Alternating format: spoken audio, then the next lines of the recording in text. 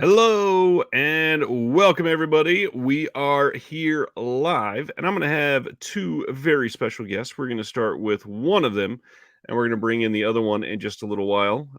For the record, we are here with TerrorVision, which has been around for quite some time. But I'm also kind of excited because we don't normally do this on Wednesday nights. Usually, we get a lot of people here on Tuesdays and Thursdays. So, we're going to jump in and get right into talking to TerrorVision. And first up, we got Ryan Graveface. Ryan, thanks for showing up, even though you're not feeling 100%. Hey, thank you for having me. We generally come on here and we talk to a lot of labels and we do these pre-recorded shows. And one of the things that I'm excited about is you and Brad have both been doing stuff like this for quite some time. So there's a lot of stuff that we can get into. I wanted to remind everybody, one of the things that I put in the post tonight, though, we can talk about pretty much everything. Let's not talk about rights on certain movies or music endeavors. That's always a just pointless road to go down because there's so many different things that can fall apart there. You obviously got something funny to say about that? That's the only thing I want to talk about. So yeah, rights about Prom Night 2, why that's not out yet on TerrorVision is always going to be that number one question, I'm sure. Actually, I think Elves is the number one. Elves. Yeah. That's God, yeah. Elves, Iced, Prom Night 2, and probably a couple more like that are the ones that I read everywhere. People just pissed off that we don't have a copy of in our hands yet. I mean, I kind of annoyed people by putting out the Elves soundtrack, but not right. But the score was much easier. That's why. That's how it works. Speaking of the score, I mean, you've been doing vinyl stuff for years. What year was the first year of that? Was it 2013, I think, or 2014? Late. I don't think I actually put out anything on TerrorVision until the very beginning of 2015. But Graveface has been around for ever. Yeah. I mean, like one of my employees today, because I have 9 physical locations. I was in one of my stores today, and the guy said, "You've been doing this half your life," and I almost burst into tears. I was like, "Oh my god, that's a terrible thing to hear." I don't know why. I didn't like it. Really kind of summarizes it for you. Yeah, I get that. Yeah, I'm fucking old, and I sure as shit feel old, and I've done a lot of stuff. But yeah, Graveface has put out 182 records in 21 years, and we've actually put out a couple movies on Graveface that the newer TerrorVision people probably aren't familiar with. That they're terrible movies, so I'm not going to promote them. But right.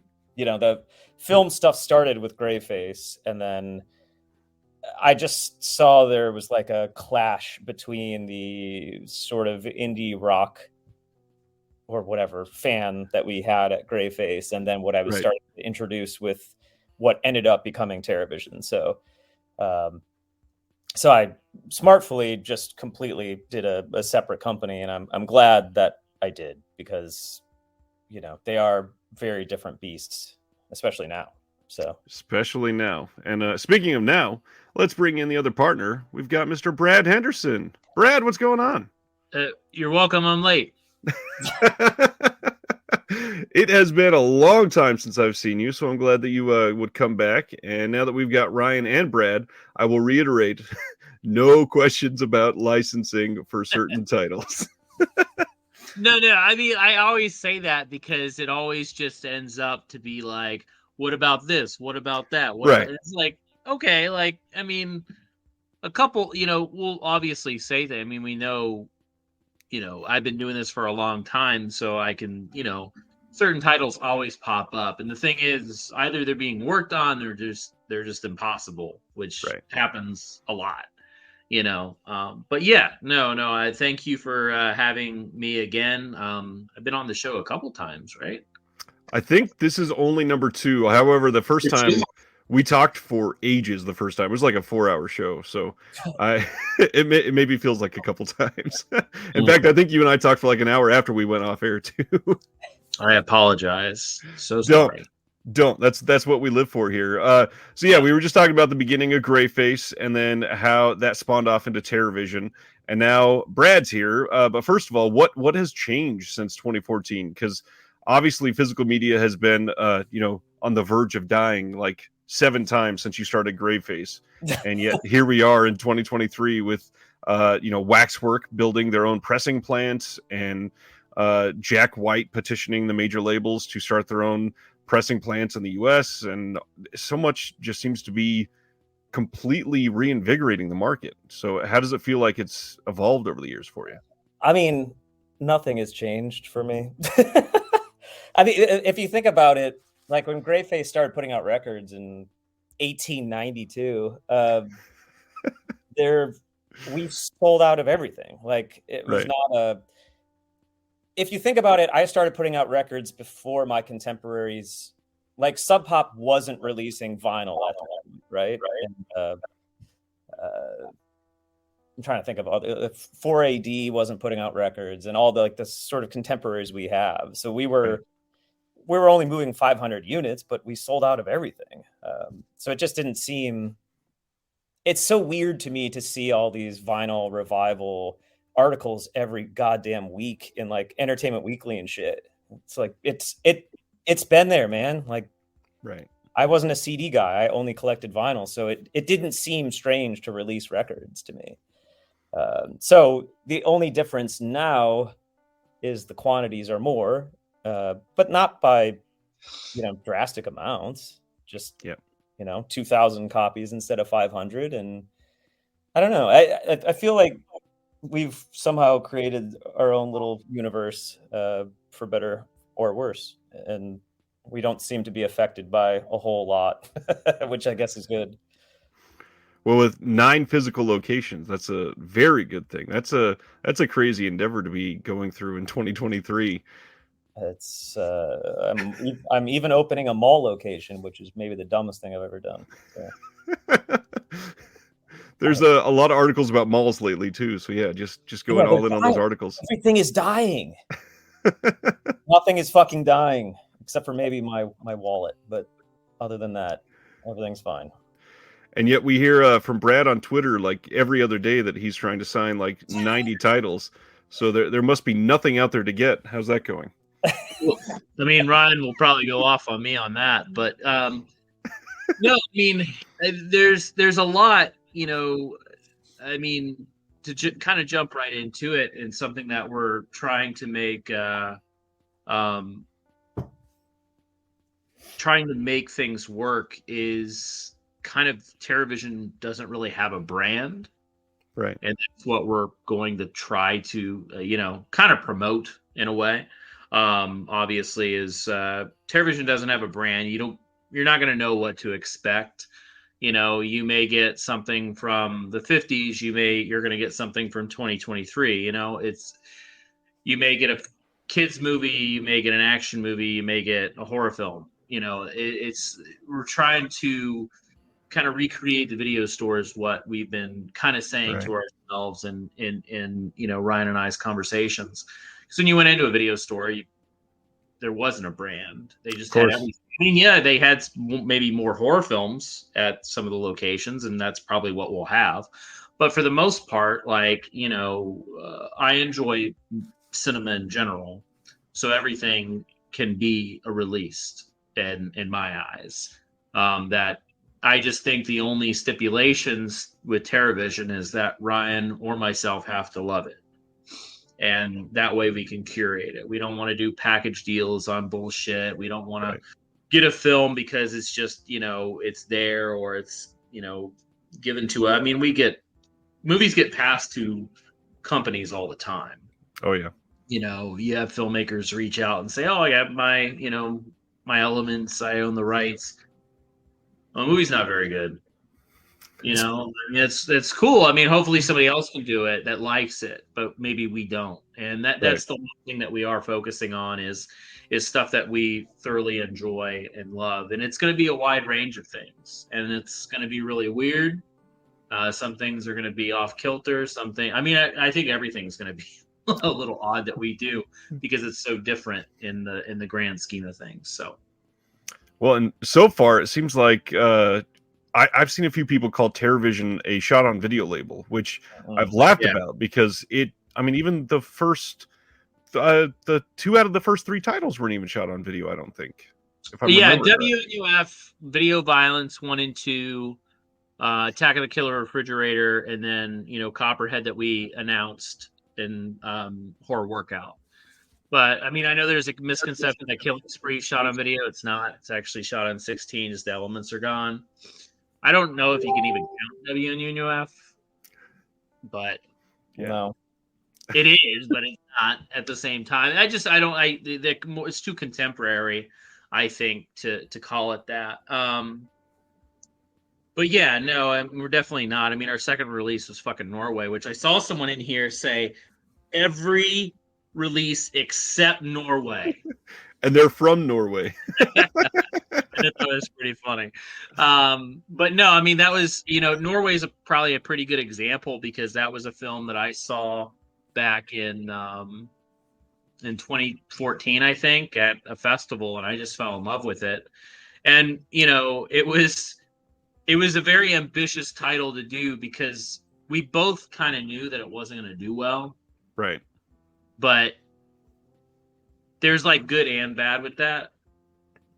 Bad financially, but good because we want to fucking do it because we love it. And I loved it. I mean, I've been wanting to release that movie for years. So yeah, but I mean, there's going to be things like that, that we kind of know, like, we don't know our audience that, because a lot of the audience for these boutique labels, they gravitate towards more genre films and horror films, which we understand, but that's not all there is. And that's not all we're going to do. A good majority of it will be probably, but we're not going to be stuck doing that, or stuck having a brand, which we're very adamant about not having. And we're also not a shot on video label. Well, that in itself is kind of a brand too. It's just saying you don't know what it's going to be, and that's kind of the fun of it. Is that if you can attach to the 2 brains behind the label, and you seem to align even somewhat with their taste, it's kind of a really easy thing just to put the trust in somebody for a subscription, which is a wonderful transition into the fact that you guys have multiple subscriptions going on. And how are those going, first of all? Because obviously breaking away from the OCN side and becoming your own thing and starting the video club, that's a gamble. That's not something that's a guaranteed success. It's been awesome. I mean, the past few months have been, dare I say, the most fun I've had in years and years and years. That's so great to hear. It's really awesome. And everyone, except for that, I got a really mean email last night, except for that guy. Everyone's been so fucking sweet. Man, I forgot about that. Brad, just wait till I tell you this. Yeah, you didn't tell me about this. Yeah. You didn't talk much today, so. Yeah, this is the most I've been without Brad has been over the past 24 hours, and I'm actually having Brad withdrawal. So conveniently, he has like a beautiful halo projected behind his head because of his light. My bald head, maybe? No, it's because the fan in the background. Yeah, the light on your one sheet. It's perfect. Yeah, he looked like a beautiful angel. So. Anyway, that got way off track. Yeah. You could tell me if you could send that to me later, but I'm curious about it because I love those things. I don't. I made the mistake of responding, and you never respond to a fucking troll. And I was vomiting, in a moment of pukey weakness, I was like, I tried to defend myself, and he just didn't like stuff that we were putting out. Basically, I don't understand the need to write hate mail. I used to like your label, but fuck you. Right. Oh, bang, we're gonna get plenty of that in the future. I know. I will say that's the big difference between running like a record label and a home video label. I think is the home video crowd.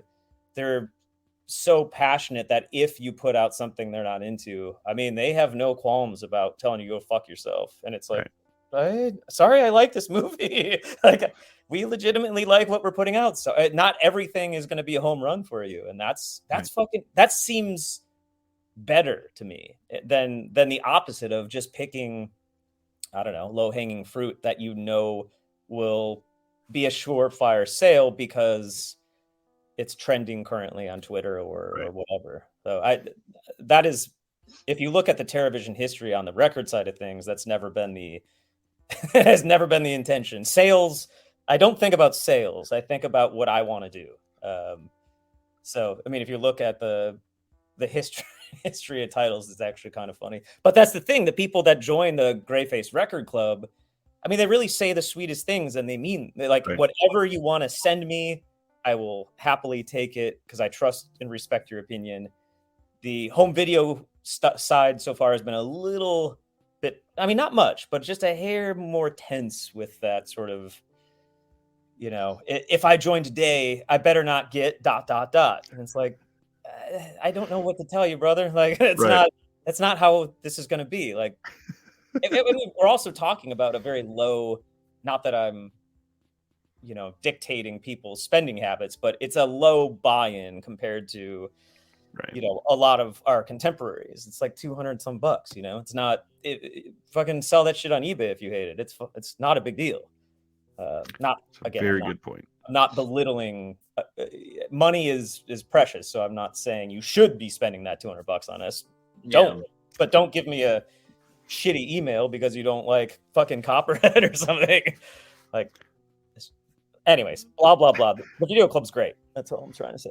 I love running the distro and the I don't know. The clubs are between my wife and I, because she does all of our mailings. I mean, she works on the various TerraVision clubs like all fucking day, every day. You know, she's very, very responsive, and it feels like a community. So it's super nice. Nice. I just did a unboxing for my Patreon of the most recent release, and sometimes I have my kids be a part of my unboxing. I have a 6-year-old and an 8-year-old, and I had my 6-year-old look at the cover of this and guess what this was about, and it was extremely cute. And my patrons will be getting that video tomorrow. That's awesome. It was amazing. I had one question here at the beginning that I thought I would, let's start this out with. They are asking about licensing. What has been the greatest hurdle in terms of acquiring properties? Is it the elements, the rights, competition with other labels? And I'll throw on an addendum to that. Is one of the things I've been hearing lately is, it's going to sound very kumbaya, but a lot of labels lately are saying it's a little bit competitive until that contract is signed. And then after that, it's just kind of great that stuff is getting released overall. So it gets less competitive after that point. And do you guys feel that same sort of environment? Well, I mean, I think the biggest, the hurdle is everything. Like, every film has a different story. Every film is a different journey. So, you know, the rights could be super complicated. You may know where the elements are, but you may not know who owns it, or vice versa. A lot of times it is just finding the elements. Right. The competition of labels, I mean, yeah, that's obviously getting a little, I mean, it's like starting your own labels, kind of like starting your own garage band or podcast at this point. Like anybody, like a lot of people are doing it. So there is that competition in the sense, but I think what helps us, again, to reiterate, is that we're doing everything. Yep. So there's no brand, there's no shtick. I don't think competition's been too bad. We haven't run into any competition. I mean, things get announced and it's like, oh shit, like we were actually emailing about that and it was already announced. So, but that probably happened years ago because, I mean, typically, you know, it's a long turnaround time to get something signed and get it out there and released, you know, just depending on what the situation is. Like certain things we could probably turn around quickly. And that does happen. You know, you'll sign something. It's like, oh shit, well, let's get this out, either because maybe it was a high cost, you know, amount. We want to get it out, you know, because we're sitting on a lot of money. But like I said, everything's kind of a different story. So makes perfect sense. Let's see. John Peters says Attack of the Killer Refrigerator is 17 minutes of bliss. Thank you, John Peters. And he is subbing here real soon. That's been something that we've been talking about in the Discord quite a bit lately for our Patreon. That is the amount of people that are jumping on and that are happy with most of the releases. Is there, it seems like Norway is the one that you guys are looking at that hasn't had the best response yet. Is there one that maybe is like an overwhelmingly positive response so far? I mean, WNUF is definitely the best seller. Right. And it's fucking incredible. But that does help. Norway is only problematic because I just don't think people want to read like that. A lot. I mean, of course, these aren't blanket statements, but I think the percentage of people, I don't know. Foreign film is a tricky beast with the domestic market, I think.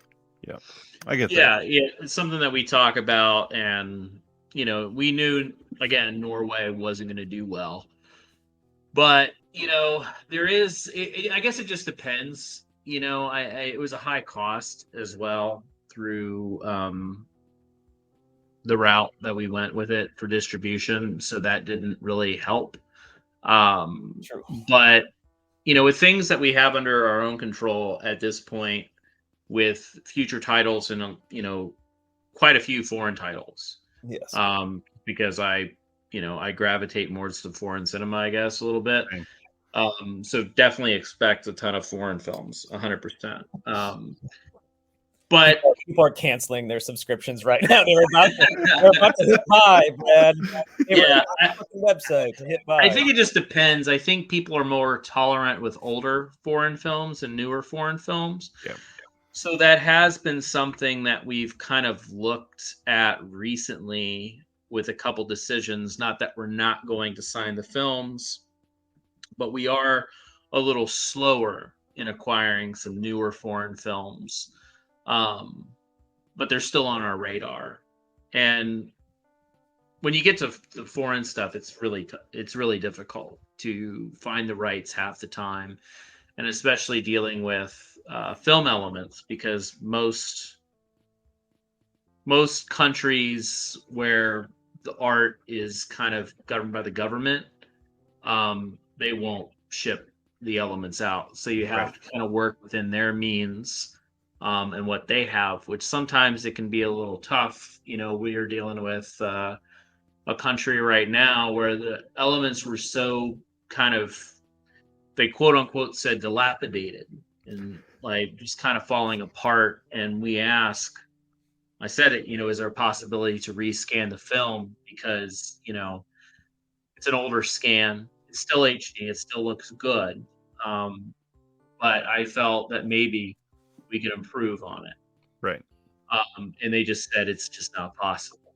They don't really have, scanners to do the business. They don't really want to ship their film elements out of their country. And in the country, they don't actually have a good scanner, or a decent scanner, I should say. Or let's say a great scanner. They have a decent scanner. But it was scanned a few years ago, and I feel obviously we could do a better job with our, history and knowledge and our capabilities. And sometimes that, and this will kind of segue into another conversation, is that at TerraVision, one of the things that we believe and we will be doing, so we can now have more people unsubscribe, is that there's a lot of companies that don't look at certain films because of the film elements not being 100%. In that sense, I mean, sometimes there are no film elements. Right. And there's only like maybe tape masters. There might be an older scan and they can't rescan it because the film is falling apart and this is the best they'll ever get. We will try our best in every release to give the best possible presentation that we can. But the whole preservation aspect for TerraVision is that we will not, just because it's like we'll go to a film and say, hey, where's the elements? And they're like, oh, they were destroyed 20 years ago. Yep. Most companies would say, okay, too bad. See you later. Not us. Yeah, huh? I know I'm not doing that because it's like, why wouldn't you still want to get the film out? Right. You know, and there's still a restoration process with this stuff. You know, we're not, the last resort would be taking a tape, like a release tape, and digitizing it. which we That's haven't had to do yet. But Luckily. that's not how these things are really preserved. They're on, beta SPs or 1-inch masters, quarter-inch masters, whatever it may be. And that's the prime example with Horror Workout. When we were acquired Horror Workout, we were afraid we were going to have to use a release tape for that. But with consistent kind of breaking down and finding, we found the original film elements, which I mean is still video, but it is like actual reels of video. So it's the best quality that you'll ever get from it. And we found the original sound elements, so we can actually remaster the sound, which is crazy.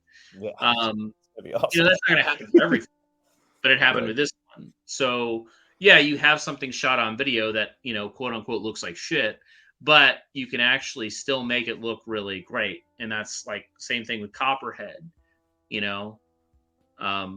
Copperhead looks fucking incredible. Copperhead looks so fucking good.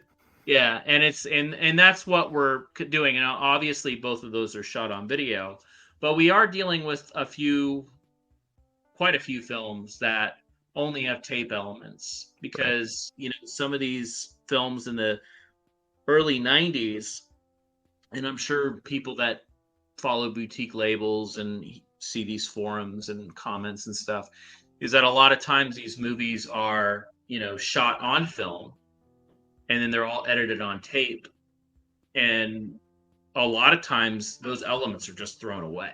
Yep. So there is no master, there is no reconstruction of the negative, because they're literally in the trash 30 years ago, 40 years ago. So they're not obtainable anymore. Yeah. But there are tape masters that do exist, and we're not talking about release tapes. We're actually talking about actual tape masters, and we've got a hold of a lot of that stuff, and we're able to do the best presentation it's ever had, better than even a release tape on VHS when they did it in the 90s. So that's the one thing we can promise, is every film we've exhausted every avenue in order to try to find material.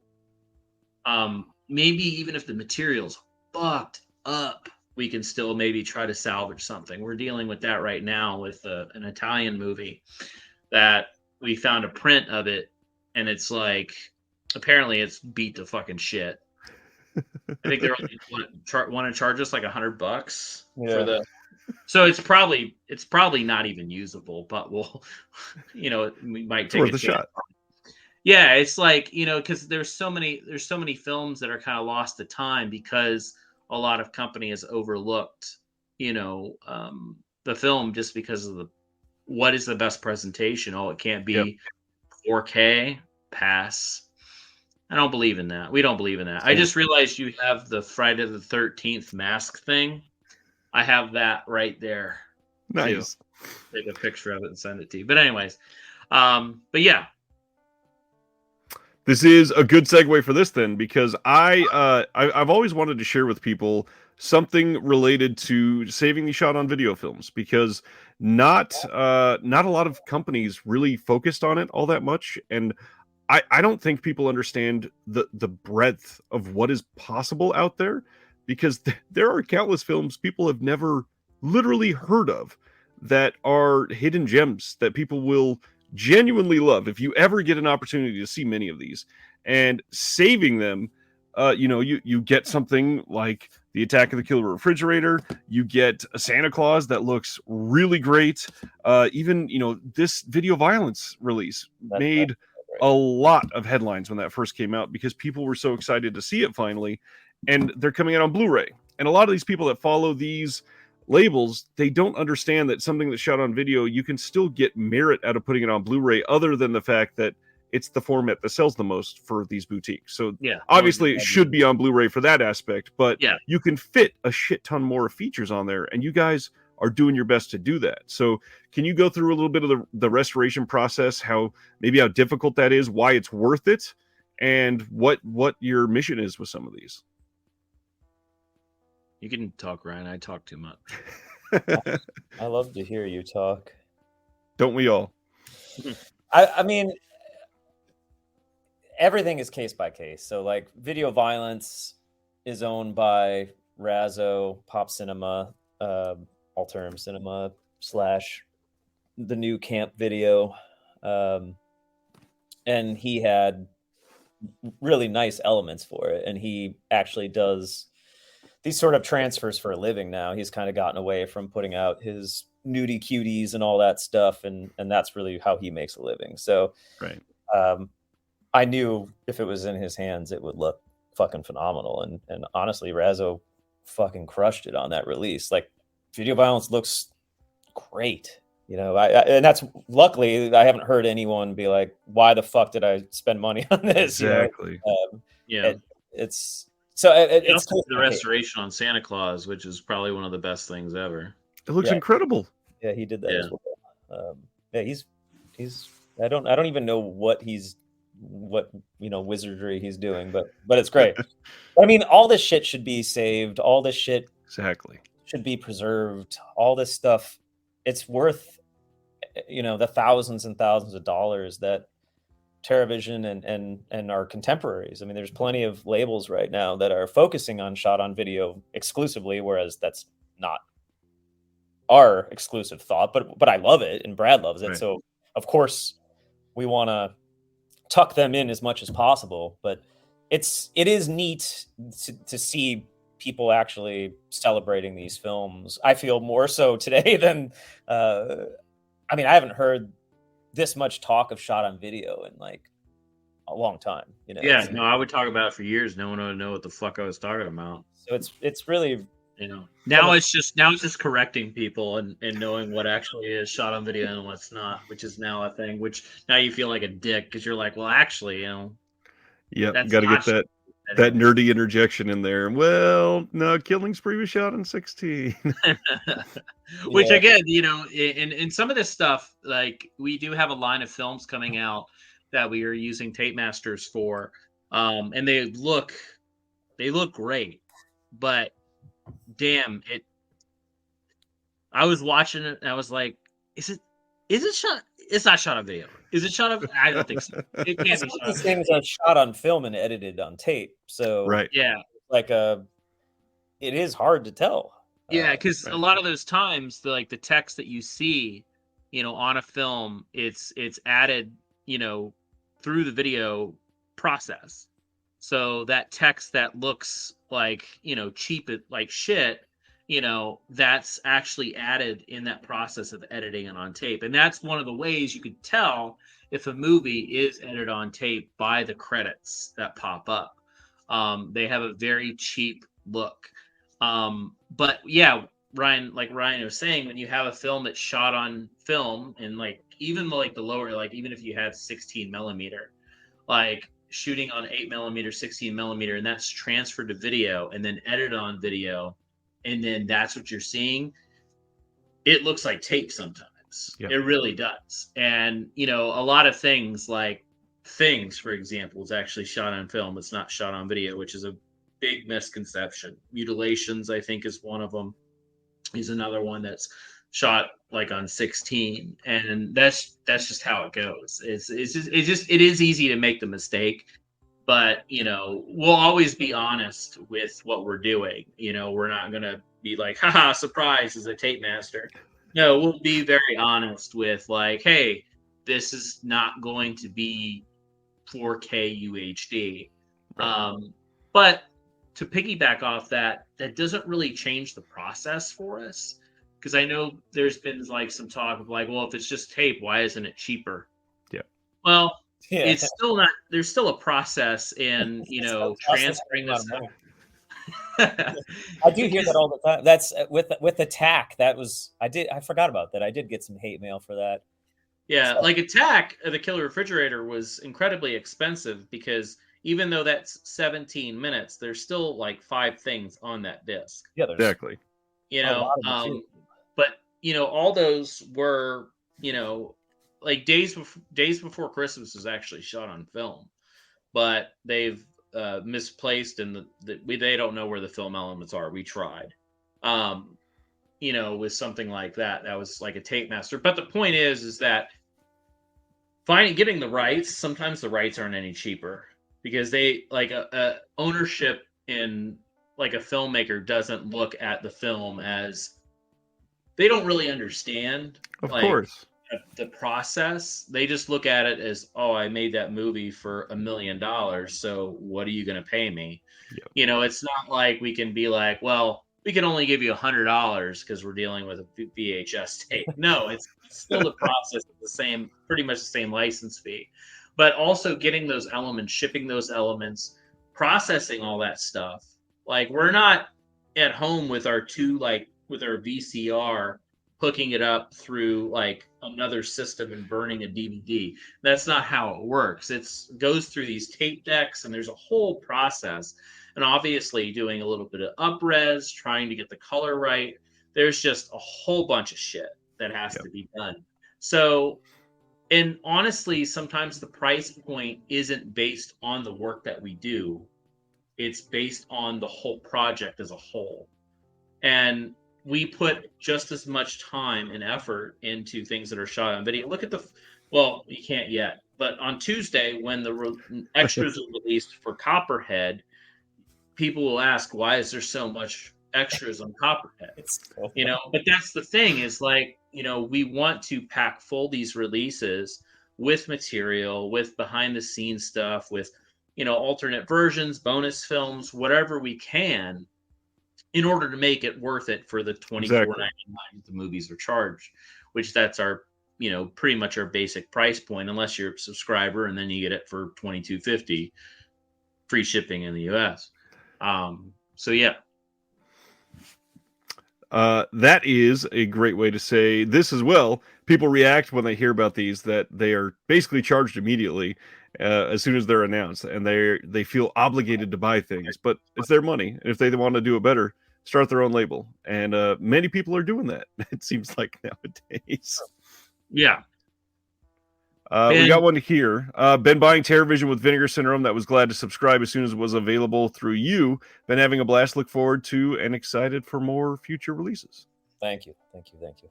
Appreciate it. Yeah, it's gonna be. We're excited for the future. It's hard to not spill the beans online every day for me. Right. Brian doesn't have that problem because he's not on social media, but I actually do. Like, I enjoy Twitter. I met plenty of people. I've met plenty of connections. I've utilized it in a sense to where I do care about it. Fuck Elon Musk, fuck Twitter Blue, fuck all that shit. Same. But I still like it because it gets you to talk to so many people. And if it wasn't for Twitter, we probably would have never started talking. I don't know. Yep.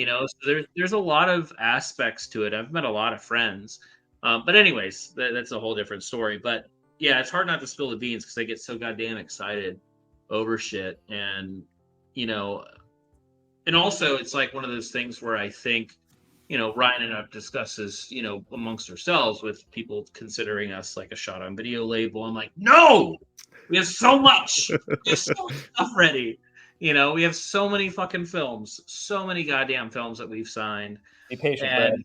It ranges from everything, foreign films, American films, shot on video, shot on film.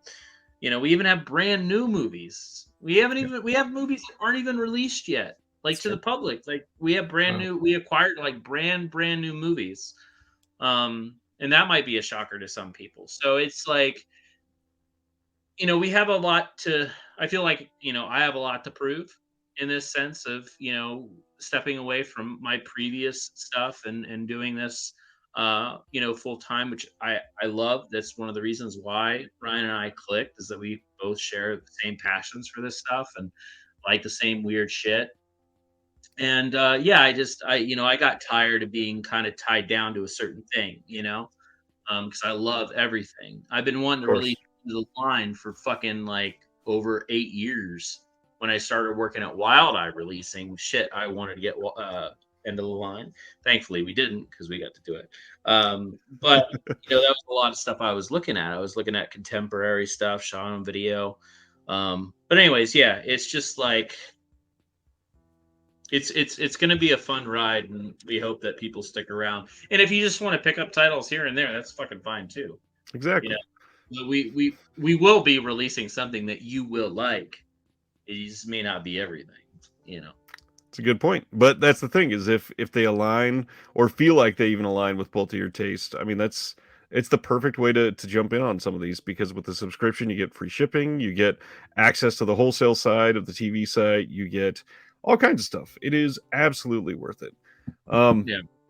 One thing to throw out there, now that you brought up OCN, is there's multiple partner labels that have now left, and obviously you can't give great detail, but what was it like separating? Was there a reason for you all to feel like you should separate from the OCN side? Was it you've seen so much growth in the last year that now you feel like you can do it on your own? Obviously all kinds of people speculate, and the best way to hear it is from the source. God. I'm a control freak. We'll just put it that way. Like there were a lot of odd restrictions. Like, one that is an innocent example that I feel I can say without offending anyone, because I don't want to offend anyone. Right. Because I actually still like all those people. Yeah, I mean, I still have a good relationship. So of course, there's nothing broken. There's nothing broken with that. No. But like, one of the things that I thought was strange right out of the gate is they brought in so many partner labels that then they told us we couldn't put out a release every month. And I was like, we've got 20 movies booked, and we just started working with you. Like, so that's why, I mean, if you look at the release calendar, you'll see like certain labels don't have a release on certain months. That's not necessary. I mean, again, these aren't blanket statements, but that's not necessarily because the label doesn't have a release. That's because OCN dictates who can release what when. I don't gel well with that, because Brad and I are super similar in like, we're very spontaneous. I mean, like, I've randomly announced the My Bloody Valentine tape on, I think it was 2:30 in the morning or something Monday, and that was, it may have seemed like a plan. It wasn't. I was like, fuck it. It's out, and my point is, like, my brain doesn't work well with a 12-month calendar, and I have to tell you in January what I'm going to put out in December, and how many units we want to do, and point being, it's just a little too I think, okay, the simplest word is it's a little too corporate. Yeah, you want a little more freedom. Totally makes sense. It's interesting to me because I come from the music world, right? So I mean, I've been with Sony, I've been with Warner Brothers. I'm talking on like a distributor end of things, not label side, but on a distro end of things.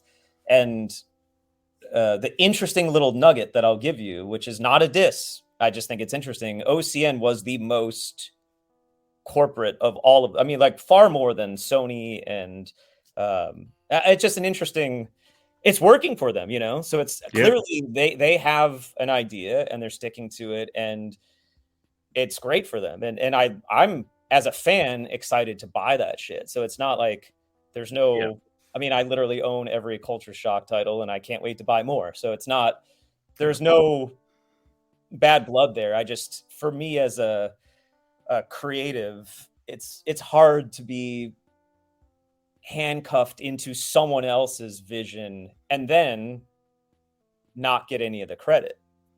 Point taken. I had a screening of My Bloody Valentine last night in Charleston, and I had two separate, no, we're just talking two people at a screening of like 76 people. Two people came up to me and asked specifically why I was selling Vinegar Syndrome's release of Video Violence at my table. And I wanted to cry, punch them, and slit my own throat, because And now I'm not looking for credit in life. It's not about that, but it's when you're a partner label, the fans of Vinegar Syndrome almost don't seem to really care who's actually creating the content. And Yep. Vinegar Syndrome didn't do anything for video violence, or any of our titles. It's not like they're working on special features. They're not paying the licensing fee. They're not paying the artist. They're not paying the designer. They're not paying. I mean, they're literally a distro, a traditional distro. That's it. So for them to get 100% of the credit and most of the money, it's a hard for me. I'm such a fucking psycho, and I'm aware of that. I need to be on my own little island, which is why I don't engage in social media land and all that shit, because I don't play well with others. So it just didn't work for our purposes. And Graveface, if you think about it, has had a distro for over 20 years. So I was like, why don't we just bail from OCN and do it ourselves? Because even if we sell 300 to 500 less units per title, we'll make 5 times the amount of money because of what they're taking. So it just made no sense to stick around, honestly. But that being said, I feel like what they did for me was paramount, right? TerraVision previously had just been a vinyl company, so it does mean a lot that they, to a certain group of people that wanted to pay attention to the partner labels and give credit, they did introduce us to that audience, and for that I literally couldn't be more grateful. So I'm not like bummed about the past or anything. I really respect them as a company, and they'll be fine without me. They're doing fine. So it's not like they don't need my 1,000 copies sold of Video Violence. It's not going to make or break them as a company. Right. That credit thing is why I do a lot of what I do on here, because I've seen so many random ass comments of places online where people, they'll mention Vinegar Syndrome put out "They Look Like People," or this random partner label title that had literally nothing to do with Vinegar Syndrome, and it's just being hosted on their site. Yeah. So many people don't grasp that you even have to go to a completely different portion of the site to go see those releases. It's not a normal thing. It's not. I don't know. That's why I want to talk to people like you guys and get the faces behind it to realize if you are not crediting the people that actually worked hard to do this, it's going to be more difficult for them to do something in the future, potentially, because it doesn't build that reputation if you're taking away from their reputation. So I'm just glad that you guys are taking that step to make your own statement and make your own little place in the world. Yeah, and to speak it fairly in the grand scheme of things is that, I mean, rightfully so, they have to put a cap on stuff. They'll have hundreds of titles every month, and it's just not possible. But that said, it was hard to put a cap for TerraVision because, we do have a couple hundred titles like in the can ready to go. If we did one a month, it would take us fucking like 15 years, to do so. And sometimes sometimes we have to pull a release, right? So if we had that one release ready to go in the can, and Horror Workout, prime example. Oh shit, last minute I found the elements for this. Right. What can we do? It's like, oh shit, we'll grab, let's just push it, and now it's in April and we can actually do the upgrade without being locked into something, which is something that we need to do because these things change so frequently. And plus, it's just fucking Ryan and myself. We have obviously our help, and we have a place that does our scanning and stuff. And, we have restoration artists. We have a place that does our tapes. But really it's just him. And, I'm doing the extras still, and that takes fucking forever. So we need to have wiggle room, and doing it ourselves. We have that. And that actually helps quite a bit. That's good. Speaking of the number that you just gave, we have a Discord for the Patreon for this channel, and Brad recently joined. And Brad, in our Discord, shared some information, said that by the end of the year, we might be up to around Spine 60. God damn it, Brad, what are you doing? It's very possible that is the projected thing. Yeah, so we plan on, if things move quiet, Ryan. If things move Diarrhea.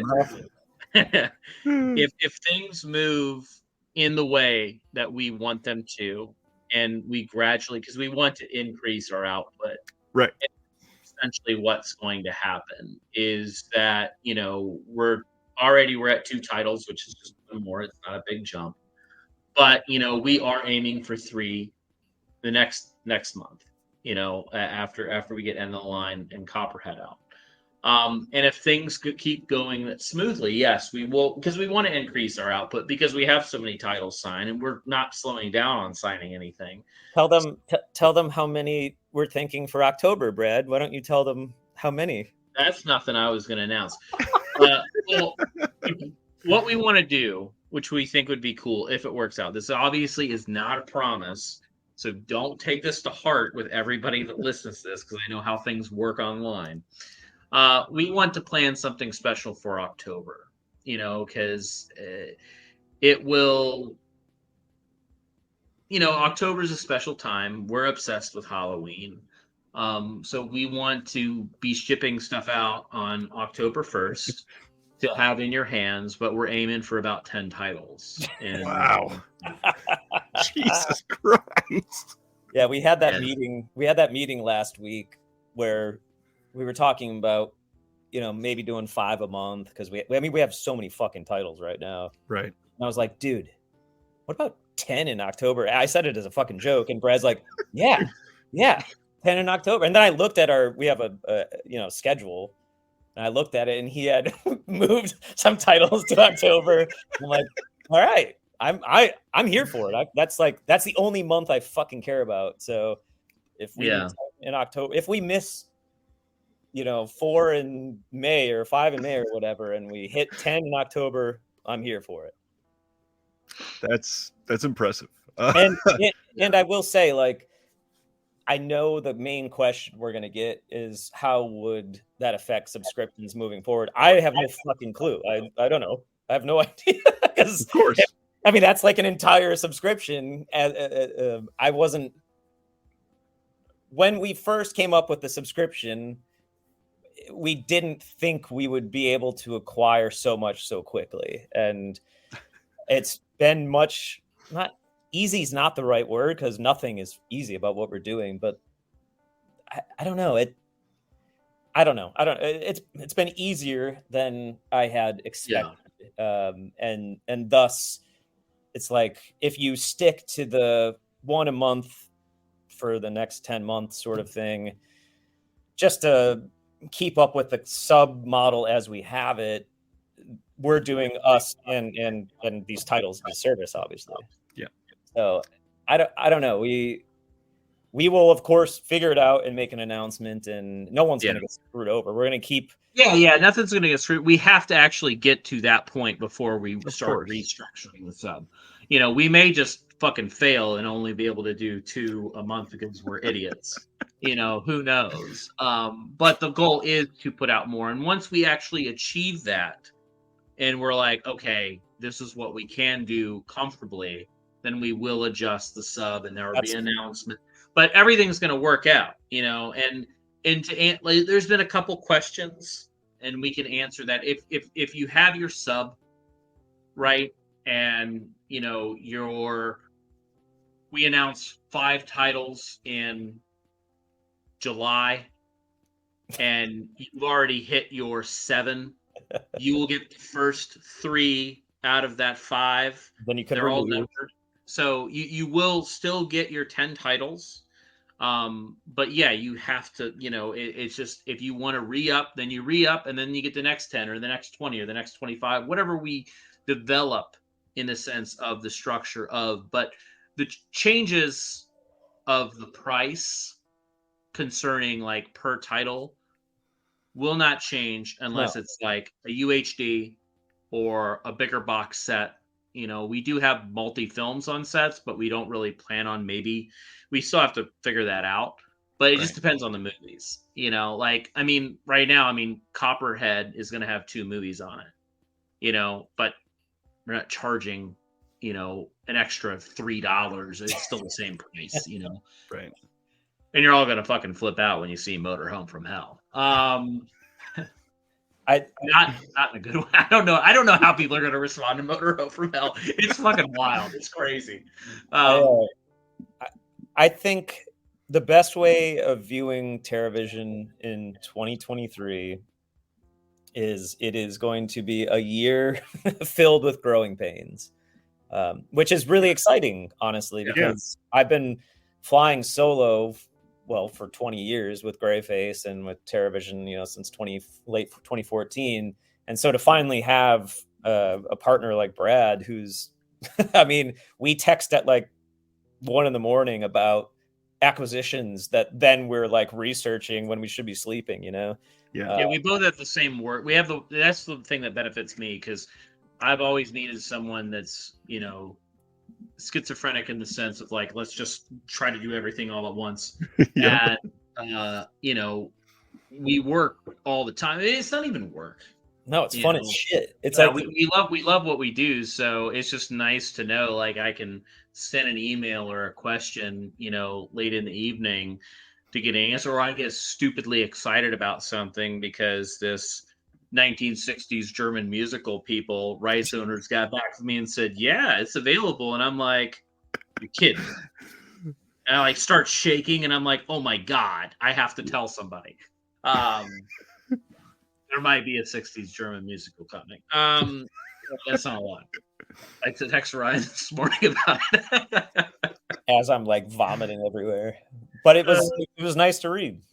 But yeah, I just think this year is going to be challenging, and I'm excited about it because we're going to have to hire more people in the warehouse. Like my wife and I mean, like I said, I run 9 companies, and Brad doesn't live here, so it's not like he can, you know, be doing some of the bullshit work that Chloe and I have to be doing all day, every day. But not bullshit in a bad sense, bullshit in like sort of mundane clerical stuff. But we're gonna have to hire more people to ship the stuff out, and we're probably going to need to hire someone to help with special features. And we're definitely in a growing pain phase, and we just started. It feels like we just started a new company, even though it's been around since 2014. So it's fun, man. I don't know. I'm loving every second of it, and hope that we don't stress people out too much. Yeah, and we're trying to grow very rapidly, because we know what we have to do. So we're not slowing down. And we also think, and this isn't a negative thing, or I'm trying to be snarky, but I think a lot of people are underestimating what we're going to do. I agree. And what we're capable of. Oh, yeah. Because we're so small and new, but that doesn't change. That doesn't mean anything. Some companies, sure, but not us. I mean, I think we're really going to knock some people flat with some shit that we have coming up. And it's kind of hard to not talk about it. It's so easy for me to not talk about it. It's so hard. It's so easy for you. I get too excited about movies. I mean, I'm excited too. You're just adorable. And I love the element of surprise where you just want to like fart it all out. Hey, I give little clues. Clues are fun, you know. Like someone said in here, what did he say? Something about the German, German films, the German ones that you mentioned on Twitter. Yeah, I mean, we have, you know, some German splatter films that have never made it out of Germany before that we're super excited about. You know, it's exciting, and yeah, it's everything. Like I said, it's going to be. I saw someone say in here about Russian films. Oh, trust me, my Russian film knowledge goes pretty deep, and I'm working on a few things, so there's quite a bit there. There is what seems like an abundance of potential energy that you guys have each had, and because of various, mostly just logistical reasons, not been able to release that. And now that this partnership is there, it's just everybody grab a hold because it's about to take the fuck off. And that it is exciting to be able to feel that. And with the way that you guys speak on it, you can feel that excitement. It's That's cool. It's amazing. That's nice to hear, because I feel like a schizophrenic lunatic. So, Well, you can look at our lineup and it feels schizophrenic. Just look at what we've already done and released, you know. But I mean that's what we kind of want to keep up. We want to keep that momentum. We also like, so a big part of what I like to do and what I am excited about the future for TerraVision, that, you know, I was, you know, kind of chained with, because I obviously I love everything I did at Vinegar Syndrome, and I still love Vinegar Syndrome. Right. And I'm still proud of everything that, you know, I've done there. And then also, I mean, there's just a slew of films that I acquired that aren't even out yet. Yep. So of course, I'm still going to champion those. But the cool thing that I like to do, and I'm able to do it a little bit more with TerraVision with Ryan, is that it's really cool to live vicariously through having people watch these films. And that's what I really love, because, you know, whether it's Copperhead, End of the Line, or something new, like, we're able to see kind of the reactions of people, positive or negative. But it is kind of neat, because I always say, like, the thing that sucks about movies the most is that you can't see a movie for the first time again.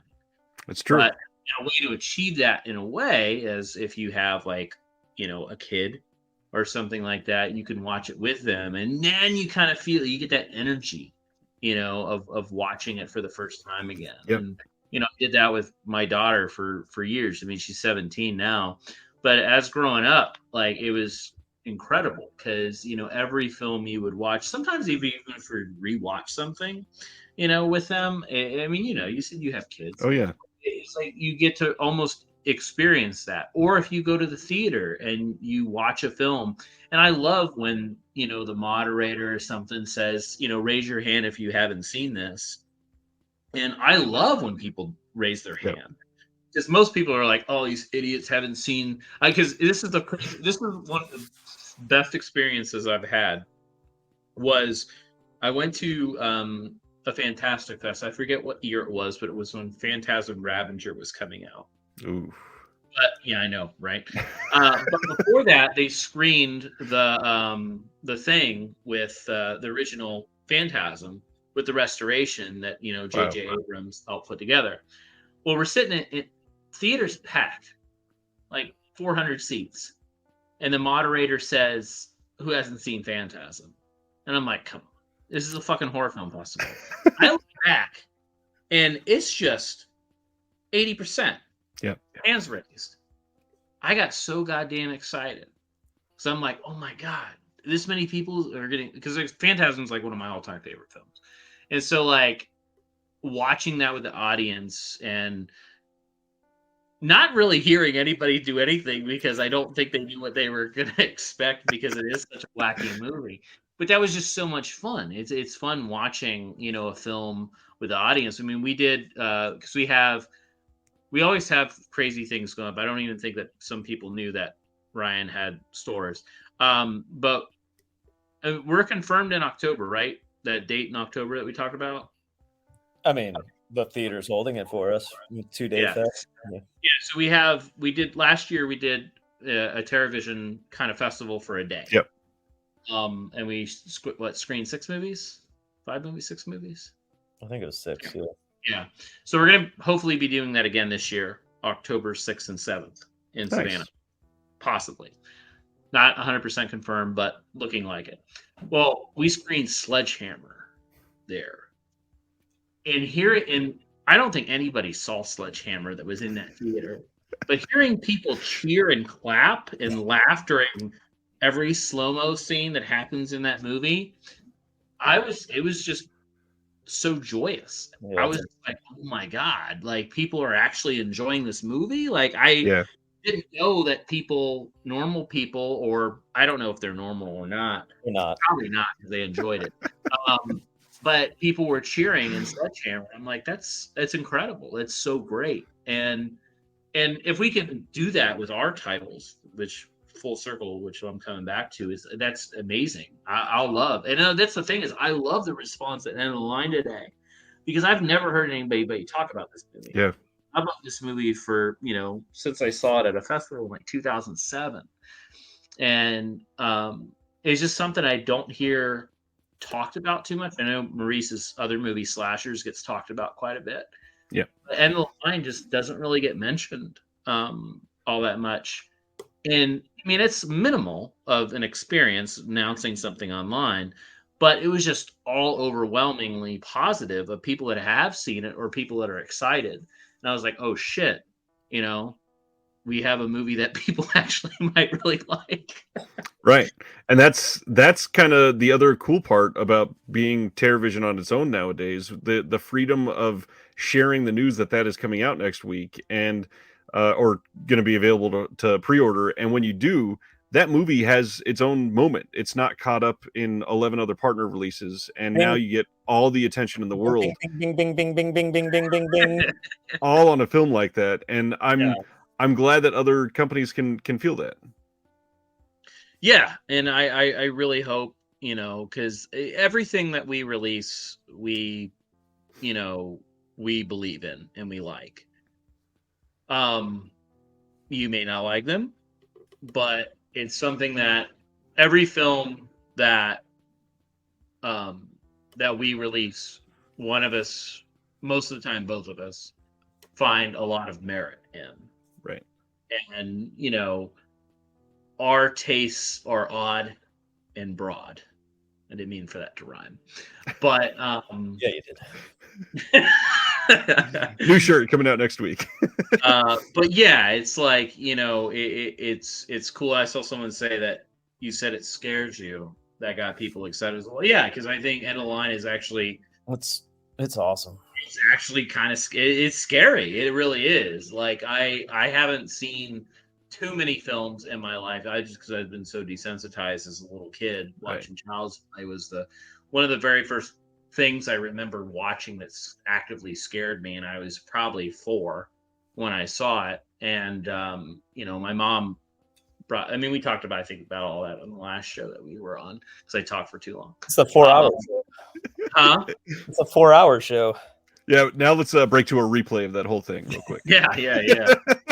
So, but yeah, no, it was, being desensitized, it's hard to find things that maybe make you uneasy or scare you or whatnot. And End of the Line was one of those movies where, anything like religious, like I don't come from a religious background, but anything religious always kind of gets me, and that's what, like even The Mist, with kind of like how they become, like, with the Marcia Gay Harden's character, like just kind of rallying all these people and rallying these troops into like a cult, which still happens weirdly today. It's the most terrifying part of that whole movie. Right. And that's the thing, because it really does happen. And, when you put a religious aspect behind something, you could really rally people into killing people. And that's what End of the Line is. And I'm like, I guess that's what terrifies me, because it's so realistic, is that, you can have a cult leader that leads people, but when you mix religion in it, it becomes even more dangerous. And that's what End of the Line is to me. So that's why it scares me. It's not like, it's spooky. I mean, there is some scary shit that happens in the movie. But ultimately, like, it makes me feel like really uneasy. So, but anyways, we have on this channel talked so many times about the feeling that some of these labels must get by sharing something that people just don't see. Like the film coming with Copperhead, somebody just said in the comments that they checked on Letterboxd and it has nothing.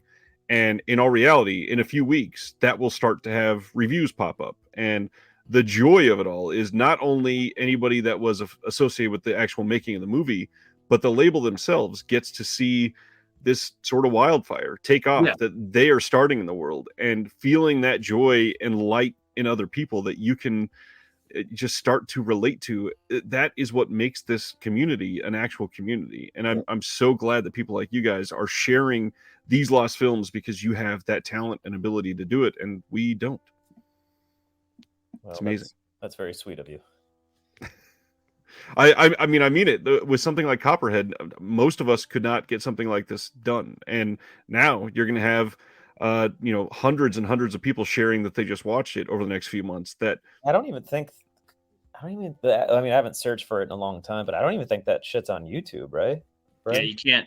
It's weird. That's why when we were promoting Copperhead in the beginning, Copperhead is essentially like almost a lost movie at this point, because the availability of it, even when it was on tape in the beginning, it was pretty scarce. And I honestly, I've checked a few times while we've been working on it, because I mean Copperhead we signed 2 years a while ago. Huh? It's been 2 years. 2 years, yeah. And I searched and I can't find anything on it, because I remember we were talking about it, and we were trying to do one of the interviews, because the lead actor we were in touch with in the beginning, like 2 years ago, and he was going to do an interview. He was pretty old and not healthy. Sadly, he did pass before we got to do the interview. But I was trying to get him a copy of the movie, and I couldn't fucking find it, like, to send. So I was like trying to upload my own like copy of it. Right. And then he couldn't. Like, I was like, "What's your email?" And he was like, "Can you just send it to me?" And I'm like, "Oh no." I was like, so anyways, we just had so much going on. Sadly, Jack passed away, like probably just a few months ago, because we were gonna, redo the interview or do some new interviews and everything, and sadly he passed away. But anyways, I couldn't find it. I couldn't find Copperhead anywhere. Wow. Like, even on these sketchy like third-party sites, not even YouTube, and I just couldn't find it. And I'm sure it does exist somewhere, but it's not readily available, and it is almost like this lost oddity. Yeah. And it's a weird movie, because it's not, with a name like Copperhead, you're thinking like these giant like fucking copperheads attacking his house or anything. No, it's just like weird. Like, it's more about guns. The movie is more about guns and bank robbing. But yeah, it's just this like really kind of odd movie made by this family, that had access to a lot of snakes. Well, because they have like a wildlife preserve that they still even do now. Yeah. But yeah, they own that, so they had access to the snakes and everything like that, and other animals. But yeah, it's exciting. Now, Motorhome from Hell does not have any release whatsoever. That will be a brand new presentation, which is, it's another kind of odd film, because it was supposed to be made in the late 80s, early 90s, right, Ryan? Yeah, it was penned by the people that made Copperhead. Yeah. It's written by the writer and director of Copperhead, Leland, and he wanted to get this movie off the ground, and it just never happened. And then in the 2000s, his son, who's in Copperhead as a little kid, made the movie. That's awesome. It's batshit. So we're excited for people to see that. So anyways, this brings up a good point. Somebody saying, "Thank you for including cruelty-free cuts in your releases." You got this coming out for Copperhead. Is there a reason that you wanted to run with that? That was that my decision? I think we had that epiphany like the first time we met. Actually, it was like, we should definitely include that, because why? Yeah, because I know, like, I understand like sometimes how people view violence in movies, especially when it comes to animals, which I'm a huge animal lover. myself. I'm not really, it doesn't really affect me when, like a snake dies, but I can understand when people do. So we try, I know that some people, as working in the home video industry and having those films like, Cannibal Holocaust and stuff like that. I can't watch the turtle die in that movie. Now that I go back, I can't actually watch the turtle die in Cannibal Holocaust. It's too much. It's weird. I have a weird like thought process and like what I can watch, what I can't. But the thing is one thing I have noticed is that when we were doing, talking about Copperhead, I was like, some of the snakes are already dead that they killed, but it's kind of hard to tell, in the movie, and there becomes, and I experienced this when I was with Vinegar Syndrome when we released the Rene Cardona collection, and there was the dog in the movie gets its throat slit. Well, I tried everything in my power to find out if that was a real thing, and it was not. That dog was not harmed in that film. Wow. Because we knew that because I can't remember if it's on the release, but in Mexico sometimes they shot the scene in English, and then they shot the same scene again in Spanish. So they didn't dub it; they just shot basically two movies, and the dog was in both cuts, and it has the same thing, just a different angle. So I was like, when I saw it, I was like, oh shit. And then I asked, Rene Cardona, I was like, did you kill a dog? And he's like, no, or two of them. Like, no, that's my dog. He's like, we treated the people like shit. The animals got special treatment. And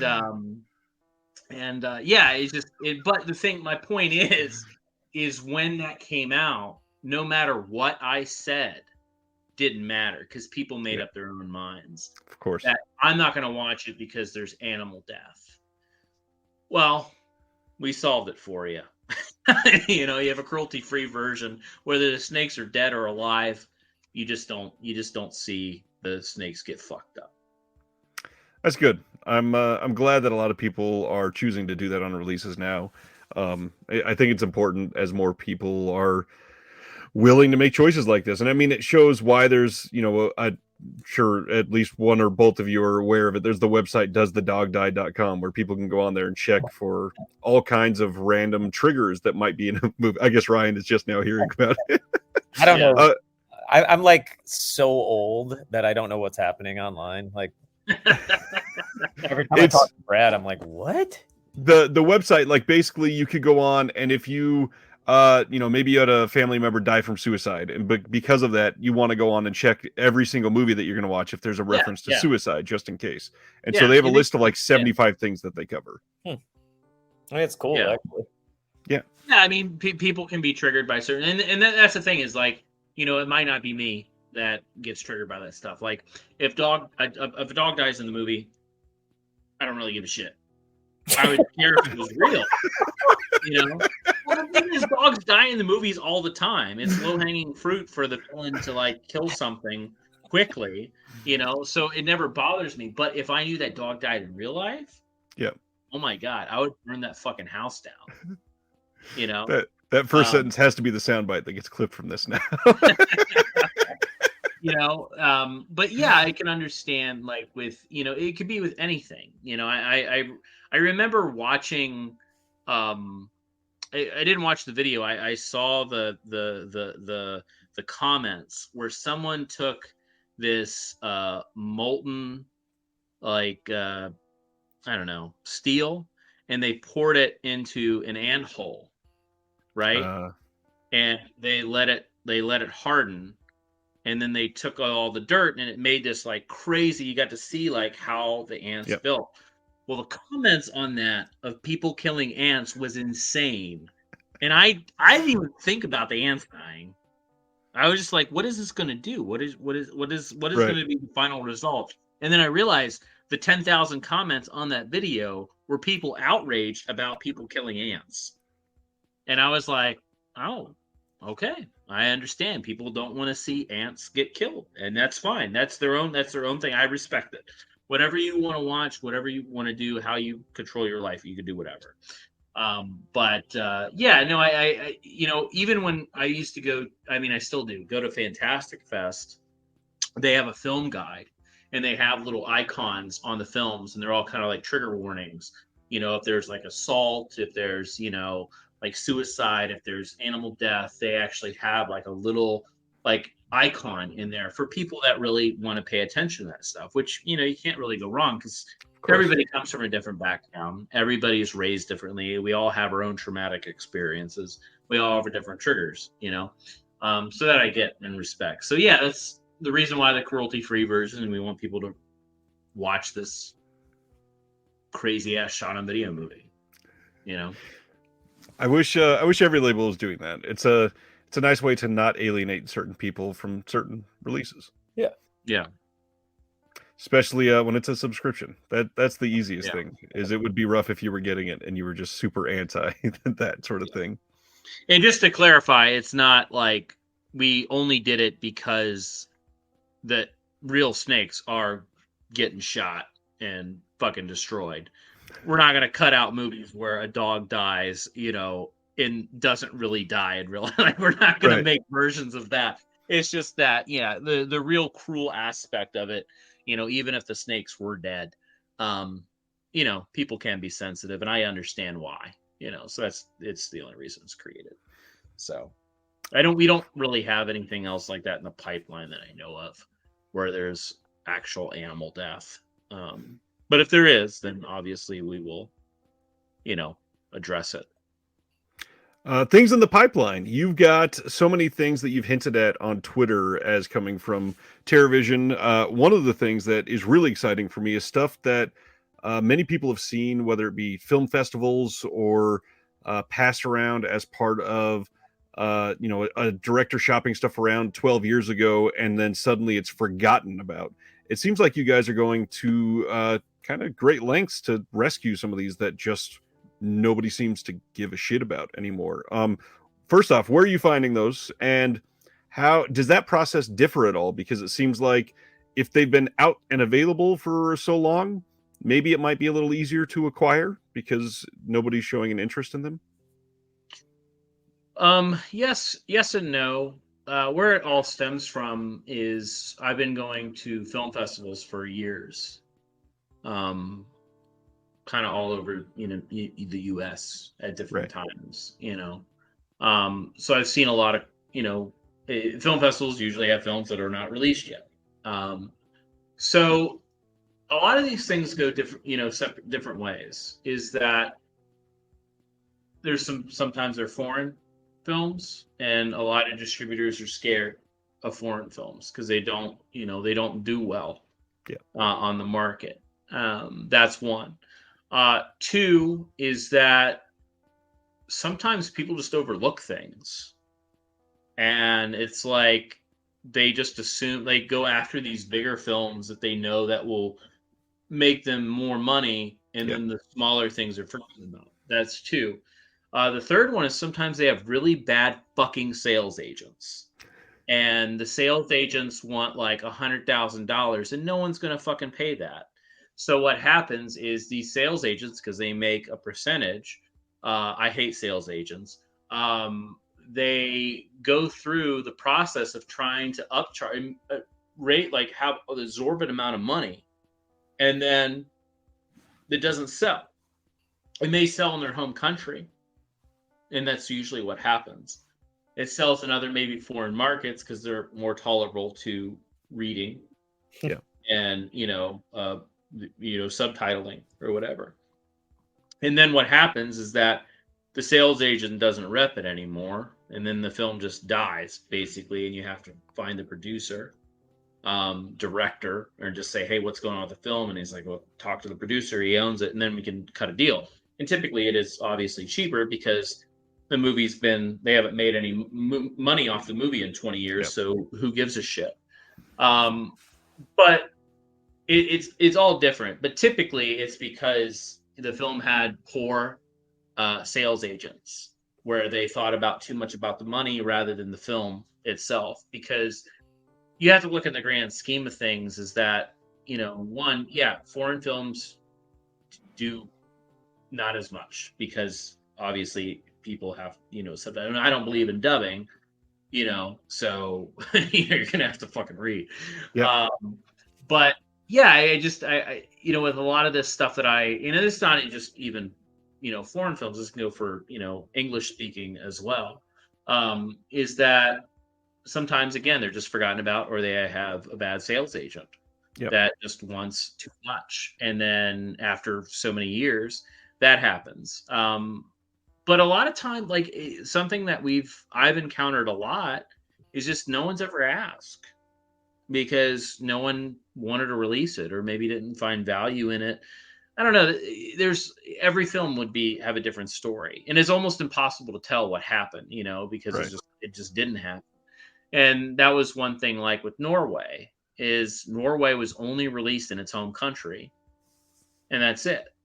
And it had a sales agent here, who, well, not here. I believe they're French, but it was just a low amount that they wanted for the license.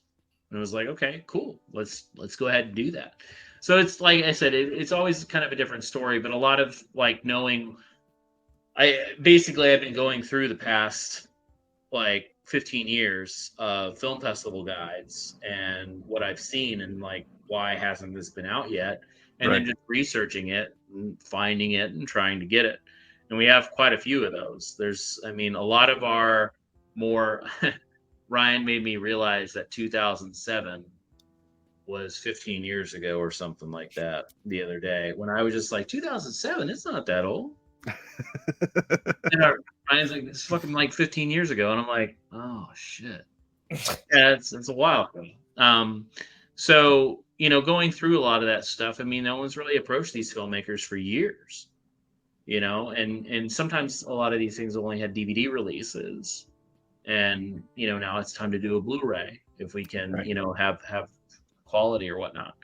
But that's been the biggest joy for me, is because I did programming at film festivals. So I got to see a lot of stuff that never actually got into the festival and then just kind of was forgotten about, So that's something I've been really kind of enjoying, is going back and thinking like, oh, I screened this for a festival. It never got released. And then I look, and then it's never been released anywhere. And I'm like, holy shit. Like, how, like, and it's not, it's not the film's bad. It's just that a lot of time festivals are hard to get into. Oh yeah. Because 80% of the things that play at festivals are, nepotism, which is not a bad thing, but nepotism, obviously, star power in studios, and a lot of studios kind of take over. And it's like, if you want Netflix to sponsor your festival, you have to play these 10 films. Yep. Which is something that we're against, of doing like a TerraVision with that bullshit. And I understand why festivals have to do it, because they need the money. They have to stay alive. The reason why South by will play, 5 Netflix movies that are going to be on Netflix, it's because Netflix is probably giving them like $100,000 to stay afloat, which is fine. I get it. That's how it has to work. But because of all that stuff that happens, like 20% of films are only like early entries that they picked up. And look on Tuesdays and stuff. Look on digital of how many movies are released every fucking week. That's true. Just genre film. There's like 20, 30 genre films every fucking week, maybe even more. I think John Squires from Bloody Disgusting has like something where he focuses specifically on every new release ever. I can't even imagine. I would, fuck that. That sounds like too much work. But the problem is that you have a lot of films that just fall by the wayside, and it's not because they're bad. It's just that, they didn't have a chance. And festivals, if your film festival's in 2023 and you made your movie in 2021, it's not going to play in the festival because your movie's 2 years old, even though it hasn't been released. Yep. So now it's too old to play at a festival. You don't have a sales agent that wants to pick up an old movie, So now your movie just kind of coasts, and you have to self-release it or put it online yourself. And that's where we come in. That's where Terrorvision. So, but again, every film has a different journey. Everyone has a different backstory. But I'm aware of all this stuff that happens, just because I've been doing it for so long. So, we have some films that have only been, again, released in their home country. Some foreign films or even some American films in there, or English speaking, I should say. But yeah, no, we're excited for all. On the other side of all of this, we still have the music going on at Terrorvision to talk about. We've got cassettes, we've got vinyl. On that front, Ryan, does it feel super different from when the music side started for Terrorvision than what's going on with the video side at the moment? No. Well, that's kind of the point I wanted to make for people, is that a lot of this it's kind of chasing down the same sort of leads and getting the same partnerships going and just making that community be felt. I feel like there must be something wrong with my taste, because no one is ever going after anything I'm going after. Right. I mean, I'm not saying that as a compliment to myself. It's actually probably me insulting myself. But, I typically, when I find the rights holder for various horror scores I want to do, when I track down the composer, usually, and this is not a joke, usually they'll say, "Are you sure you want to do this?" And I'm like, what? Yeah, yes, of course. Why? Yes, I'm here. Like, let's fucking roll. Right. Oh, okay. Like, it wasn't good then, and it's not good now. And I'm like, dude, it's great. Like, what the fuck are you talking about? So it's just a different. It's so fun. I don't know. The Terrorvision, like, to put it in perspective, Graveface is really.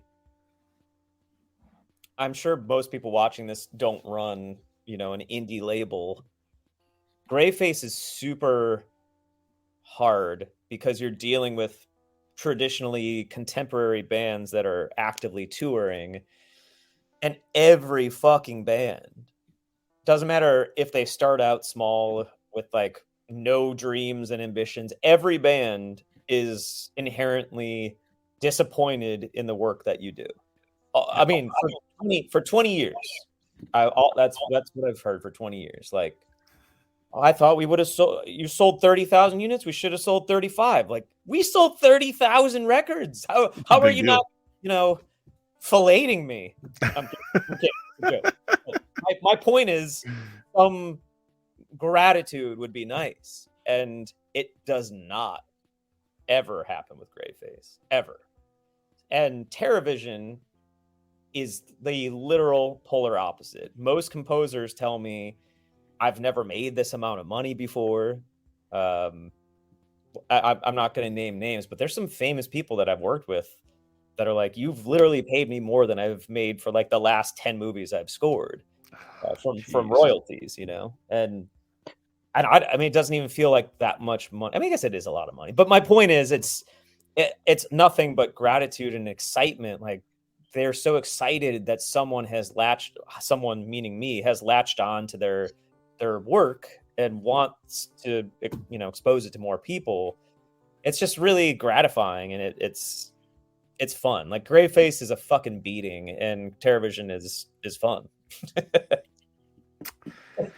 Now, that being said, I still put out records on Graveface, and I guess I'm a glutton for punishment, because I truly love what I do, and it's a little depressing, I'm not gonna lie, but it is what it is. That was a weird ramble.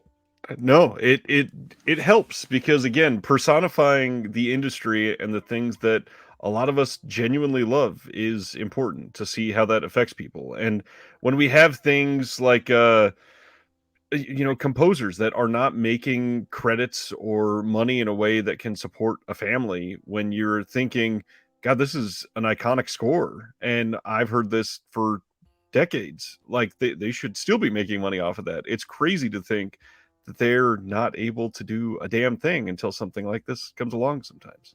Yeah. I mean, it's wild to me how there's probably about half the people I work with at TerraVision gave up, composing for any other, accounting or being a photographer or whatever they had to pivot to because they're making such a small amount of money composing.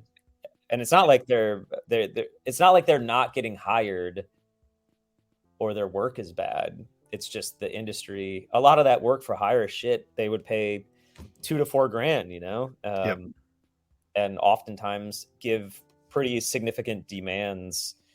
And you spend 2 months of your life composing, and you get $4,000, and no one cares about your work. It's a little, right. I'm sure that's depressing, actually. So. And then in that process, while they're only making $4,000, they have stuff break down that they have to replace on their own dime. They have all kinds of stuff that goes wrong, so it's even worse. Yeah, and I mean, some of these movies actually made decent money, and especially thinking of the VHS era, some of that home video. I mean, some of these fucking VHS were selling tens of thousands of copies. Yep. Not that I get it. The composer's not they're not the reason for that, but it doesn't make it any easier to know that someone that may have scored something that is iconic to people not looking in hindsight, they just got their 2K and were told to fuck off. So it's just, hard. It's but it's fun. Like TerraVision's so fun. And like I said, everyone's so grateful and excited. It's really nice. It's good to hear. It's very good to hear. Questions from the chat. Is there a genre, just for whatever reason, that doesn't interest either of you? Or is there something that you think that the label just will never pursue? No. I don't think, oddly enough, I don't even think in terms of genre typically. I mean, I am attracted primarily to documentaries and horror in general, but I mean, I love everything and Brad loves everything. So yeah, no, I mean, I nothing's off limits. The only thing that doesn't interest me are movies that I don't like. Which has nothing to do with genre. yeah, it's all curated based off our taste. So there isn't like there isn't something there. I mean, whether it's a colonial drama or a shot on video. We have 20 colonial dramas coming out. 20. You can get the colonial drama only subscription soon. No, we're doing them 20 separate releases. Colonial dramas made in 1976. The subscription will be $450, please. Okay. Speaking of genre and documentaries, this thing is wild. Still does not get talked about enough. Any fun stories behind releasing this and putting this out? Because this, if anybody has not seen Love and Saucers, could you give like a 30-second elevator pitch of why people need to? And then on top of that, just how it came to be, because my God. 2 words, banging aliens. That's it. I mean, that's the pitch. Fucking go get it. Yep. I should note, I think the 3rd largest collection of his paintings, of Huggins' paintings, which for those that know nothing about me, it's probably for the best. But if you want to learn about me, I own a museum, one in Savannah, Georgia, and a smaller location in Chicago, Oddities Museum. But we're going to do a big exhibit of Huggins' paintings. Huggins being the guy, the artwork that you're physically holding, that the movie is about. Yeah, that guy. That guy getting fucking railed. Yeah, he's a fascinating specimen. That's all I'll say. It's a blast to watch. I was really actually quite pleased with last year we put out 2 documentaries, and I was really happy with the overall reaction was really nice about both of them, which made me happy. Yeah, it was funny because when we were early talking, because that was one of Ryan's gets was Love and Saucers, and I knew of it because was sent to us at a film festival I was programming, and we actually turned it down because of how crazy it was. The thing that I found fascinating about it, because it doesn't really go to anybody's side, it's Right. not biased at all. But Ryan brought it to me, and he was like, "Hey," and I was like, "It's weird. I'll rewatch it. Let's see." And I mean, I was on board with it anyway because I like the idea of releasing documentaries because that's one thing that is really hard to like sell. I think is because how many times do you watch a documentary? Yep. I mean, there are really great documentaries, which now I just realized that there's one of my favorite documentaries is on Blu-ray. So I'm going to text you after this. Um, and yeah, it's just like it's funny because they're so special and cool, but a lot of them don't have home video releases. Right. Especially now, they're just streaming because it's a doc. So yeah, we were kind of taken back of how successful Love and Saucers and Blood, Guts, and Sunshine were, and we have a few others in the works. So we're pretty excited about. So 20. We have 20 more. But many. Well, I mean, the thing is, like, yeah, it's like a wide range of docs. From just very odd scenarios, very odd stories that happen. I mean, obviously, we like. I mean, obviously, Ryan released this soundtrack to Unsolved Mysteries. Unsolved Mysteries is like little mini documentaries. It's cool. Yeah. All these little different things. So, anyways, yeah, no, we're pretty excited about that. John Peters has a question. Any future bundle options where you might put out a blue and the soundtrack with it? The problem is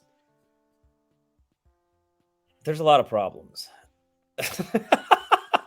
Well, the main problem that Ryan probably get to is that it takes so long to produce a vinyl record versus like if we really tried to get a transfer done on a movie, sometimes we could turn that around in just a couple months if we really pushed it. With vinyl, you can't really do that, so it's almost impossible to time it because we don't want to delay a release a fucking year or two. No. What's the point? So, I mean, will be some soundtracks coming out of films that we acquire, but they might be a year down the line. Not that we didn't, we're not going to do it for everything, but there are some things that we will be, doing. But it's a lot of issues. I will say, as you did at the very beginning of this broadcast, the intention, and I put a fairly substantial deposit down on it, maybe 7 months ago, is Graveface. Well, me. I am also opening a vinyl pressing plant. So the intention is not to serve the community, but to serve my own interests. Because I run currently 3 labels. I have another label called Never Not Goth. So it's like me alone. I spend so much fucking money annually pressing records that literally I will save. I won't even state the amount, but it's significant annually. So, but there's a huge waiting line. There's between Waxwork and I probably shouldn't name. I have inside information, but there's 20 plants being installed in America over the next 2 years. Wow. Now, the cool thing is it's going to kick back to how it was in the 80s, where it's going to be hyper regional. So if you want something pressed in Nashville, here's your 4, pressing plants, and it's not going to diminish the industry. It's not going to. It will help the turn times in general, but it's not going to be like an oversaturation. Again, because a lot of the people behind this movement are recording labels. Like, of course, Secretly Canadian was actually the first that I know of that invested in a pressing plant, and that opened like 3 or 4 years ago. So that's who I talked to about it. I was like, oh yeah, that's a fucking no-brainer. I mean, it's you're opening manufacturing company, so it's of course a big deal. But yeah, if I'm not worried about other people's, I'm not going to be pressing records for a lot of people. It will be my company, and then compatriots. And my point with that is that doesn't get delivered to me until like next March, I think is the date. When I get that up and running, which would probably be 6 months after that, then we can start to get into a pattern where we can turn around a vinyl release, very, very quickly. Right. So eventually, I know that was the longest answer of all time. Eventually, we could probably be doing that. But as it stands now, I get most of my shit pressed overseas. The ship time is just, it takes a long fucking time. So right. And I can't imagine through the whole COVID thing over the last few years that has helped anything with that situation. I saw this one question. What is the submission process like for TerraVision? What do you mean? Like, what? Like, you mean submitting a film or music? Maybe, I don't know. Yeah, if you're talking about requests, we don't really take them.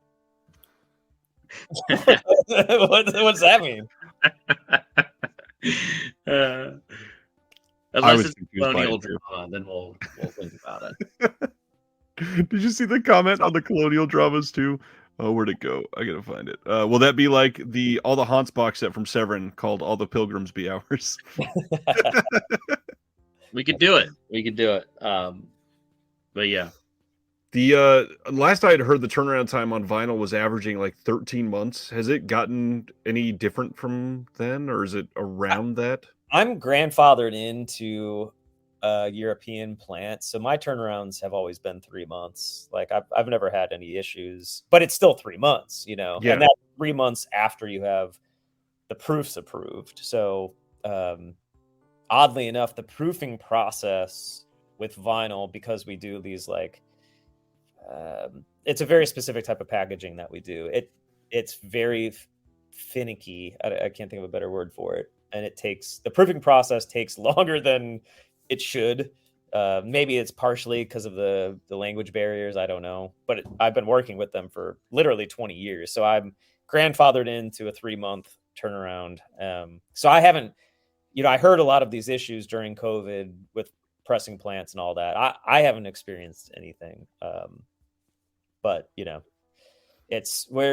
we're kind of bogged down. We use Earl Kess for all of our graphic design, who's by far the greatest ever. He's fantastic. And motherfucker is bogged down with work. So it's all work from us. So it's like it's hard to fast track things, Yeah, I actually wrote him today, which he didn't respond yet, but I had an idea to almost have not an intern in like a unpaid sense, but like someone that just does templates, like take this and put it into a template, right? Almost like a art fucking factory, because we have so much coming out that I think we're going to need. Not I think we're going. We will definitely need help in the art department to move this shit along faster. So again, that's a good problem to have, though. That's what I mean. 2023 in general, upon reflection, I know it's only fucking February 15th, but a year from now, I will be reflecting back and thinking, God damn, that was a lot of growing pains in 1 year. Yeah. Because that's the trajectory that we're on. So that sort of thing is exciting, though, because the limitations of going from something that is, I hesitate to use the word small even, but the TerraVision as we know it now to what it might be on February 15, 2024, we are seeing a version of like experimentation, a version of trying different things with different types of results of just releases all across the board. And people can go along for the ride and they can see what is the results of being there and assisting a small company try things out. And when you see the actual results a year from now, that's exciting to know that you were a part of that and to see that you've been there since day one. So it's a really great time to start just plain flat out saying it, supporting a company like this. Or they can watch from afar it burn like one of those tire fires. I'm kidding. It'll be great. It's just a little stressful, but it'll be fun. I imagine it's very stressful. John is calling you the new Warhol factory. He was saying, do you accept submissions for shorts? Shorts. Yeah. That we would. Yeah, because we're slowly working on there's a lot of short films that are just forgotten about from all years, all decades. So we are looking to try to put together kind of a shorts package with like, I don't know, 25, 30 shorts on a disc, whatever we can fit, and kind of make it like a series. But no hard like date or anything like in place. We have discussed it many times though. Just because there are just a lot of shorts that are just online or play at festivals and then you never, ever, ever, ever see or hear of them again. Yep. So, but yeah, that is something on our list. So yeah, go ahead. You think foreign films do badly? Just wait till we put out the short release. Well, I mean, we kind of did with Fridge and everything else, and that did well. It's a kind of a collection of short films. That's true. So you got the what is the title of the Ken Papiano, the turtle one Snapper. That's on there? Snapper. Yeah. That's it. I was excited to see that on there. Yeah, that's a cool piece. He did. We wish that movie was actually finished because that would have been a hell of a fucking movie. Yeah. But, and I'm gonna have to remember I've got a contact for a French short that I might need to DM you there, Brad, for somebody that I know over in France that just played a few years ago. So all this is going on, and obviously there's a lot of stuff that people have never seen. What are some of the challenges to getting people to grab onto this? That if maybe they don't have the, I hate to use a word like allegiance, but like the loyalty factor of TerrorVision yet, or even understanding who Ryan and Brad are yet. What do you think that you might be doing to try to get some of these people to take a risk on some of these films? I don't know why that question's funny. There's nothing funny. I started laughing because I knew Ryan was going to laugh at it. Well, because I'm such a negative fucking goofball that like the responses coming to my head are so sarcastic and nobody's going to give a shit. Why would they do? Yeah, I get it. Yeah. I'll let Brad field this question.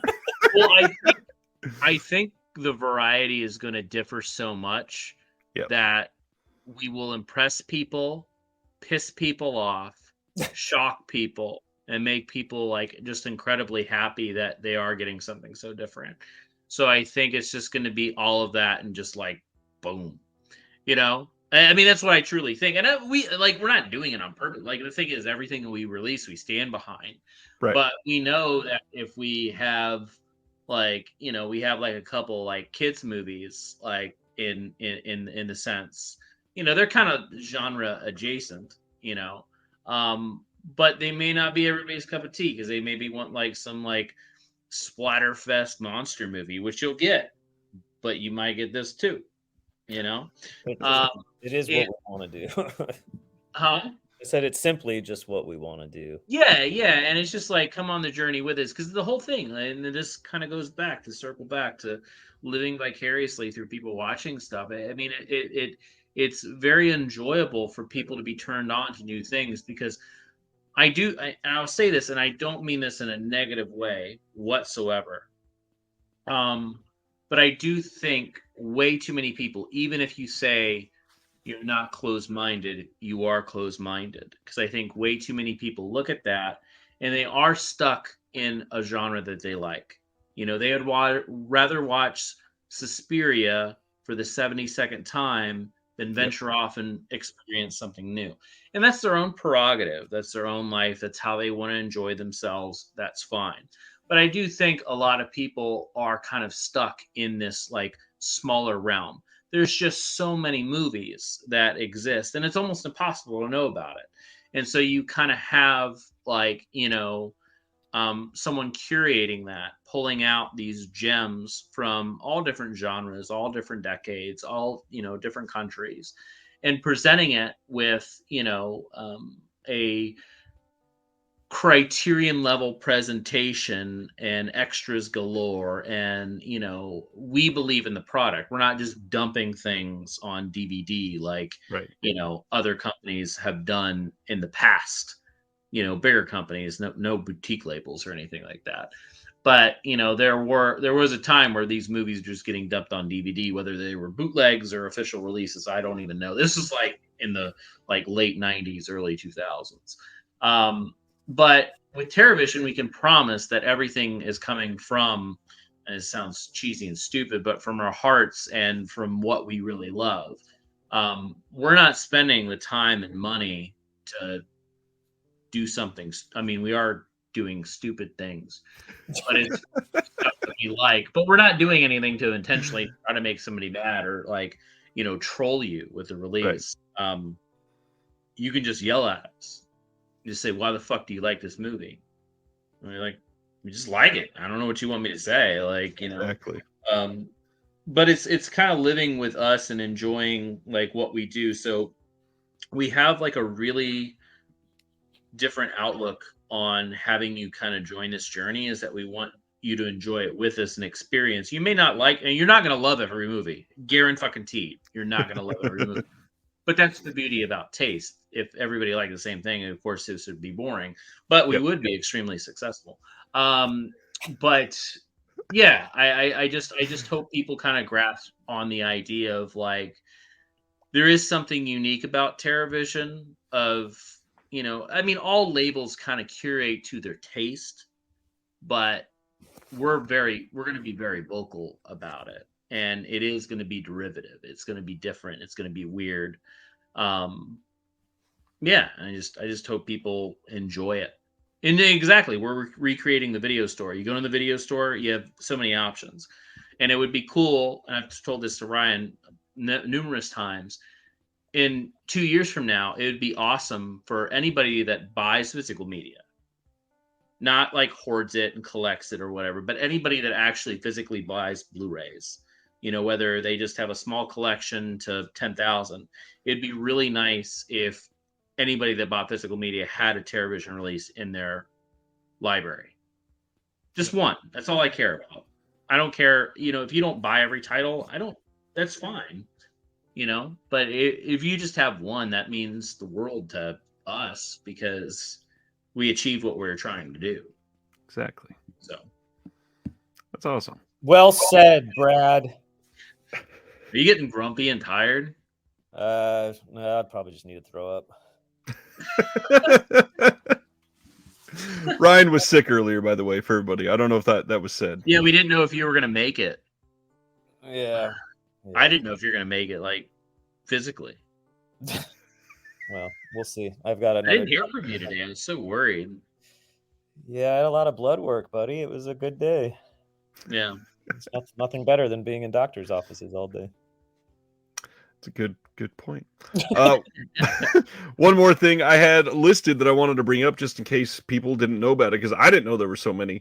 Could you run down all of the physical locations? Because I know we got pop-ups, we've got museums, we've got records. What all is going on nowadays? All right, fam. The flagship location is Graveface Records and Curiosities in Savannah, Georgia, 5 West 40th Street. Next door is the first TerraVision store we opened, which behind that is an arcade that I run. Behind that, so on a different street, that's how many spaces I've occupied. Something called Never Not Goth, which is goth clothing and shit. Also has records. All my stores have records and other shit. About a mile down the road is my massive museum. It's the size of a fucking Walmart. 2 stories right on the river in downtown Savannah. opening a mall location in 2 weeks, also in Savannah. I have a music venue called the Lodge of Sorrows. That's about a 500 capacity music venue, also in Savannah on the west side. It's not just a music venue. We do real weird. We do real weird shit. Actually, I've had the some of the I don't to make it succinct. Some of the surviving Heaven's Gate people have been living at the Lodge of Sorrows for a while, and we did an event with them in December, and we're doing another event with them on March 25th that I haven't announced yet. So it's just interesting stuff that appeals to my weird interests. And then in Chicago, it's like a weird combo of everything I just said in one building. And then the bottom floor is I've acquired the Odd Obsession video store, which was this incredible rental shop when I used to live in Chicago 20 some years ago. I'm reopened their video rental store. So that's in the basement of the Chicago store. And I think that's it. Yeah, that's it. That's it. Yeah. And then, yeah, that is it. And I'll probably be opening I used to have a shop in Charleston, South Carolina. And some shit went down with the landlord, so I bounced, but I'm probably going to open another store there as well. So yeah, anyways, it's just that's incredible. It's something. I'm going to have to go to Savannah sometime. Savannah, I mean, no joke, like people at this point, since I opened the museum 3-4 years ago, the amount of people that come to Savannah literally to just do like the Graveface tour or whatever, meaning like all the locations I just said, it's insane. Like there's so many people that fucking come here to, I just collect weird shit. I didn't expect people to want to see it. Right. It's very weird. If you want to see any of that crap, I did I've done like what the fuck are these shows called? Like Carpetbagger on YouTube and Grim Life. Some of these like YouTubers that go travel around. Yeah. They've done episodes on the museum. So if you're curious of what some of that shit is, go do it. Brad's having a fucking field day. I'm also looking at these comments. So do you own all of Savannah? And this is always great chatting with Brad and the mayor of Savannah, Georgia. That's what I'm laughing about. I do kind of own Savannah. There's just no one doing anything here, and it's so fucking cheap, like there's no one doing anything. So why not? Yeah, I mean, if it's available and you can afford it and make a headquarters, basically, why? Yeah, genuinely, why not? If you can spread it like that and survive and thrive, yeah, there's no reason not to. Do what you enjoy. Hell yeah. I don't know that I would be so liberal with the word thrive, but yeah, I see what you mean. I mean, 7 locations in 2023 could be argued as thriving. If you saw the bank account, I think you wouldn't feel the same way. Ryan, you just said that you're opening a mall location in 2023. It's so fucking cheap. All right, sidebar. They approached me and they wanted, I'm just gonna be fucking transparent as shit.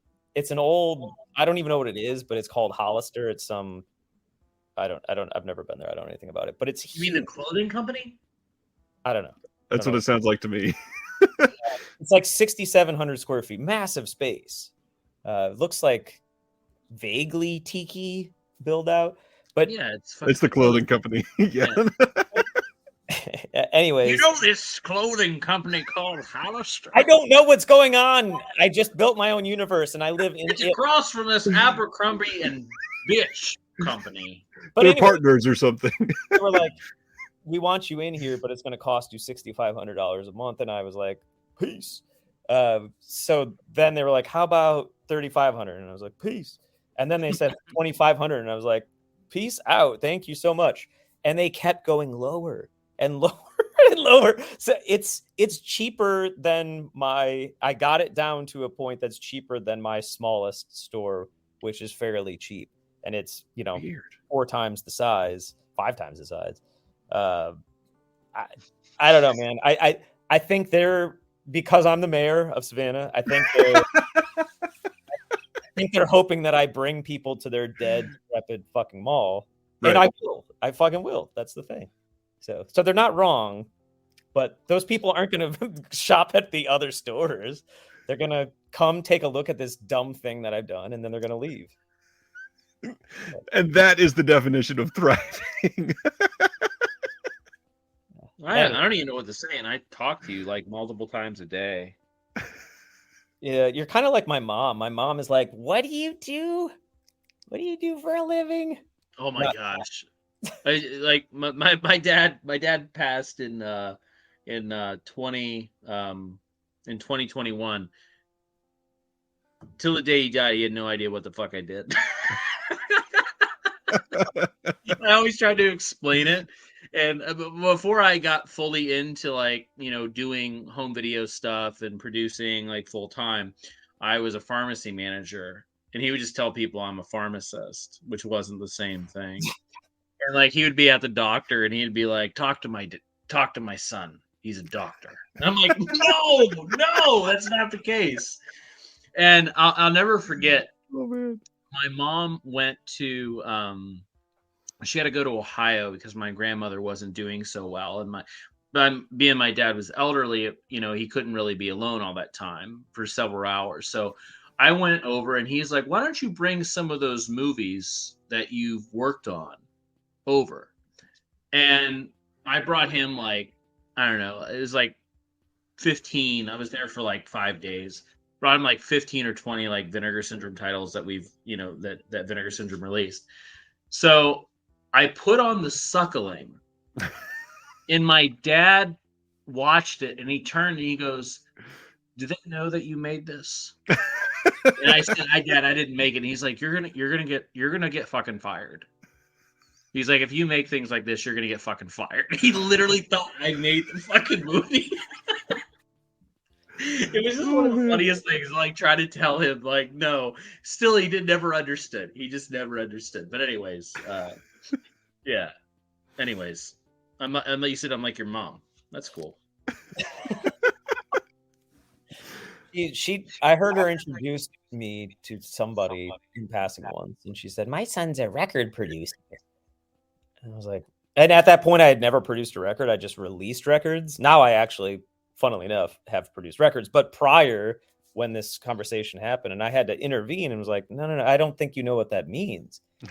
And so I actually tried to explain to her and her friend what I do. And they just looked at me like I'm a fucking moron.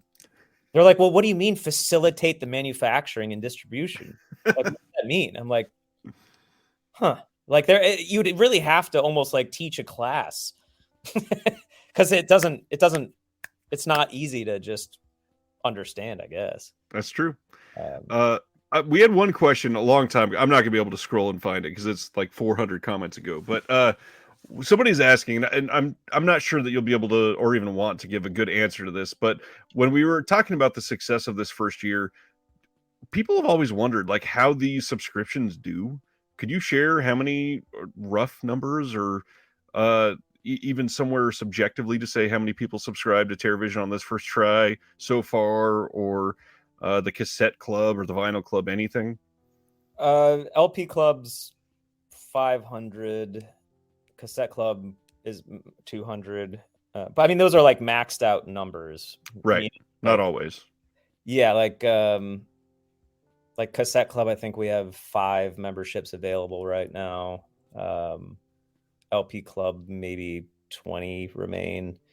And every release that cycles out, right? So right. Because people can join anytime, and then you get with the LP club, you get the next 6 releases. So, Chloe will send renewals, which we do renewals at a cheaper rate than when you initially sign up. So you save $15, but some people just don't have the funds, which I get it. It's not everyone wants all the dumb shit I'm putting out. So I get that. but then, you know, we might have 50 spots available for Neon Maniacs, and then we can advertise again, not advertise, but you know what I'm saying, advertise that we have 50 spots available. Now would be a good time to join.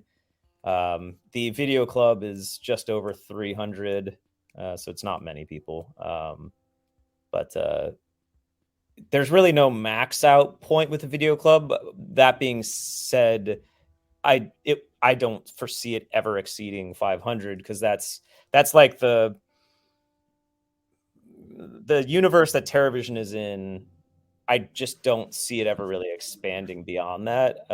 Having run the company for many, many, many years, it's just too niche. All the products are just very, you either get it or you don't, you know?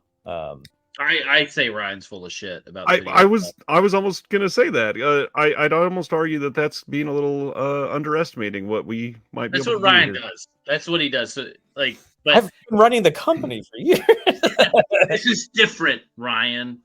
Well, but it doesn't change the fact that we have 300 members now. At the moment, and I think once you get more of these under your belt and people are seeing what's coming out soon, like the fact that people can join at any time is, and this is going to sound silly, but like extremely innovative compared to what we have out there for subscriptions. That's the thing. When I started TerraVision, we launched with a club. You know, Right. we didn't launch with some releases, and then I was like, I should do a club, because Graveface had already had the Graveface Record Club for like 10 years prior, and that's 10 releases for $200. But that's because it's much cheaper packaging. The licensing fee doesn't exist because you're recording new bands and so forth. But so I already had that sort of foundation in place when I started TerraVision, and the amount of confusion about how we do the clubs, because no one else runs them like that. You know, because everyone mostly does, you know, you're joining for 2023, or you're joining for like Waxwork, for example, with records. You get these, I don't even think it's 6 releases. I think you get these 5 releases. That's it. That's it. Fuck off, you know? Whereas to me, that's not the point of a club. To me, the point is I open these things up for people that are really into what I do, and I want them to have all of it. Like, that's literally the point. And you could join at any fucking time, and Chloe will write you and say, hey, we're going to start you with this new release, unless you want to, you know, we've got these extra copies. There's usually not a ton, but we've got some extra copies of some back catalog stuff. We can start you with that if you want. Like, it's literally customer driven. Yeah. So there is no predetermined, you can start with whatever the fuck you want. Meaning, if you know, heard the end of the line announcement today and that's what you want to start with, cool. Like, I'm cool with that. But if you want to get Attack or even Santa, like, let's do it. It's so simple. I mean, we have to have the copies available, obviously, but yeah, so long as we have, like, someone joined the cassette club today specifically because they had missed our release of Friday the 13th last month, and I had promoted at that point in time that we had a couple of club spots left, and you could get it, right? Because the retail version's long since sold out. So someone joined today wanting that, and luckily we have, you know, 4 or 5 left. So Nice. they were stoked, and they get to start with a release that they wanted, and then they get everything moving forward. So, you know, I don't think of it as being innovative at all. I think of it as being like easier. Right. My wife would disagree with that because she's the one that has to organize all of these. Every person is buying different stuff and wants different stuff, so it's actually not uniform, and it's a significant amount of work. And quite frankly, we probably need to hire someone so she can focus on the museum and just do the club, you know. But yeah, I mean, I think it's cool as fuck, and it the only hurdle Brad and I are going to have as it pertains to the video club is really figuring out, like we've talked about earlier, when we get to 4 releases a month, like, you know, your subscription would be over in a month and a half or 2.5 months. Yeah. So, but we'll get there. Or it'll be just over in October as soon as you sign up. This is 10 releases. So Yeah, I mean, the 10 thing just made sense at the time because we didn't have such a crazy schedule. So Right. we'll figure it out. It's and I think the simplest way to do it would be quarterly, honestly, because then it's if we have a schedule built out and quarter one is 14 titles, it'd be easy for us to do the math and say, well, the discounted club rate is so and so, and I don't fucking know. We'll figure it out. That's when you were just starting out, it made the most sense. You only had a handful that were on the verge of coming out. You got to start something going, and yeah, that's all you needed at the time. It makes perfect sense. Yeah. But yeah, I'm glad you did that. I'm glad that people get an opportunity, and that whole, do you want the next release? Do you want the last one that we did? That personal aspect, I only know of it happening with one other subscription, possibly, out there in home video stuff. So it is so personal that it's hard not to gravitate towards something like that. So yeah, I will stand by. I think 300 is vastly underestimating what is possible. Yeah, I think I upset Jeremy Long. He keeps saying that thriving. I shouldn't have used that word thriving. I'm not belittling anything, my friend Jeremy. Jeremy Long is a stand-up comedian and a friend of mine. He's trying to get me to highlight his jokes. Oh, okay, good. All right. That's it. He's not It mad. reads as though I triggered him. So, but I guess that's the joke. Got it. Yes. Yeah, because I definitely am not trying to offend. So the Neon Maniacs, the fact that you are bringing that poster, oh my god! Like I highlighted that thing like crazy. I'm so glad that was it Turkish or whatever poster is being released. Yeah, that's incredible. That is such a brilliant idea to do that. Well, that's Earl is just so good at. We try with the LP releases. We try to take original elements and make them feel new. And he is, because so many labels, and I get why they do it. Mondo Waxwork. Well, I don't even. There's really not that many labels left anymore, actually. Vaults, which is now just Mondo. But sadly, it's sad. Anyways, they're all about the new art creation for their titles, which is cool too. And that's just nothing.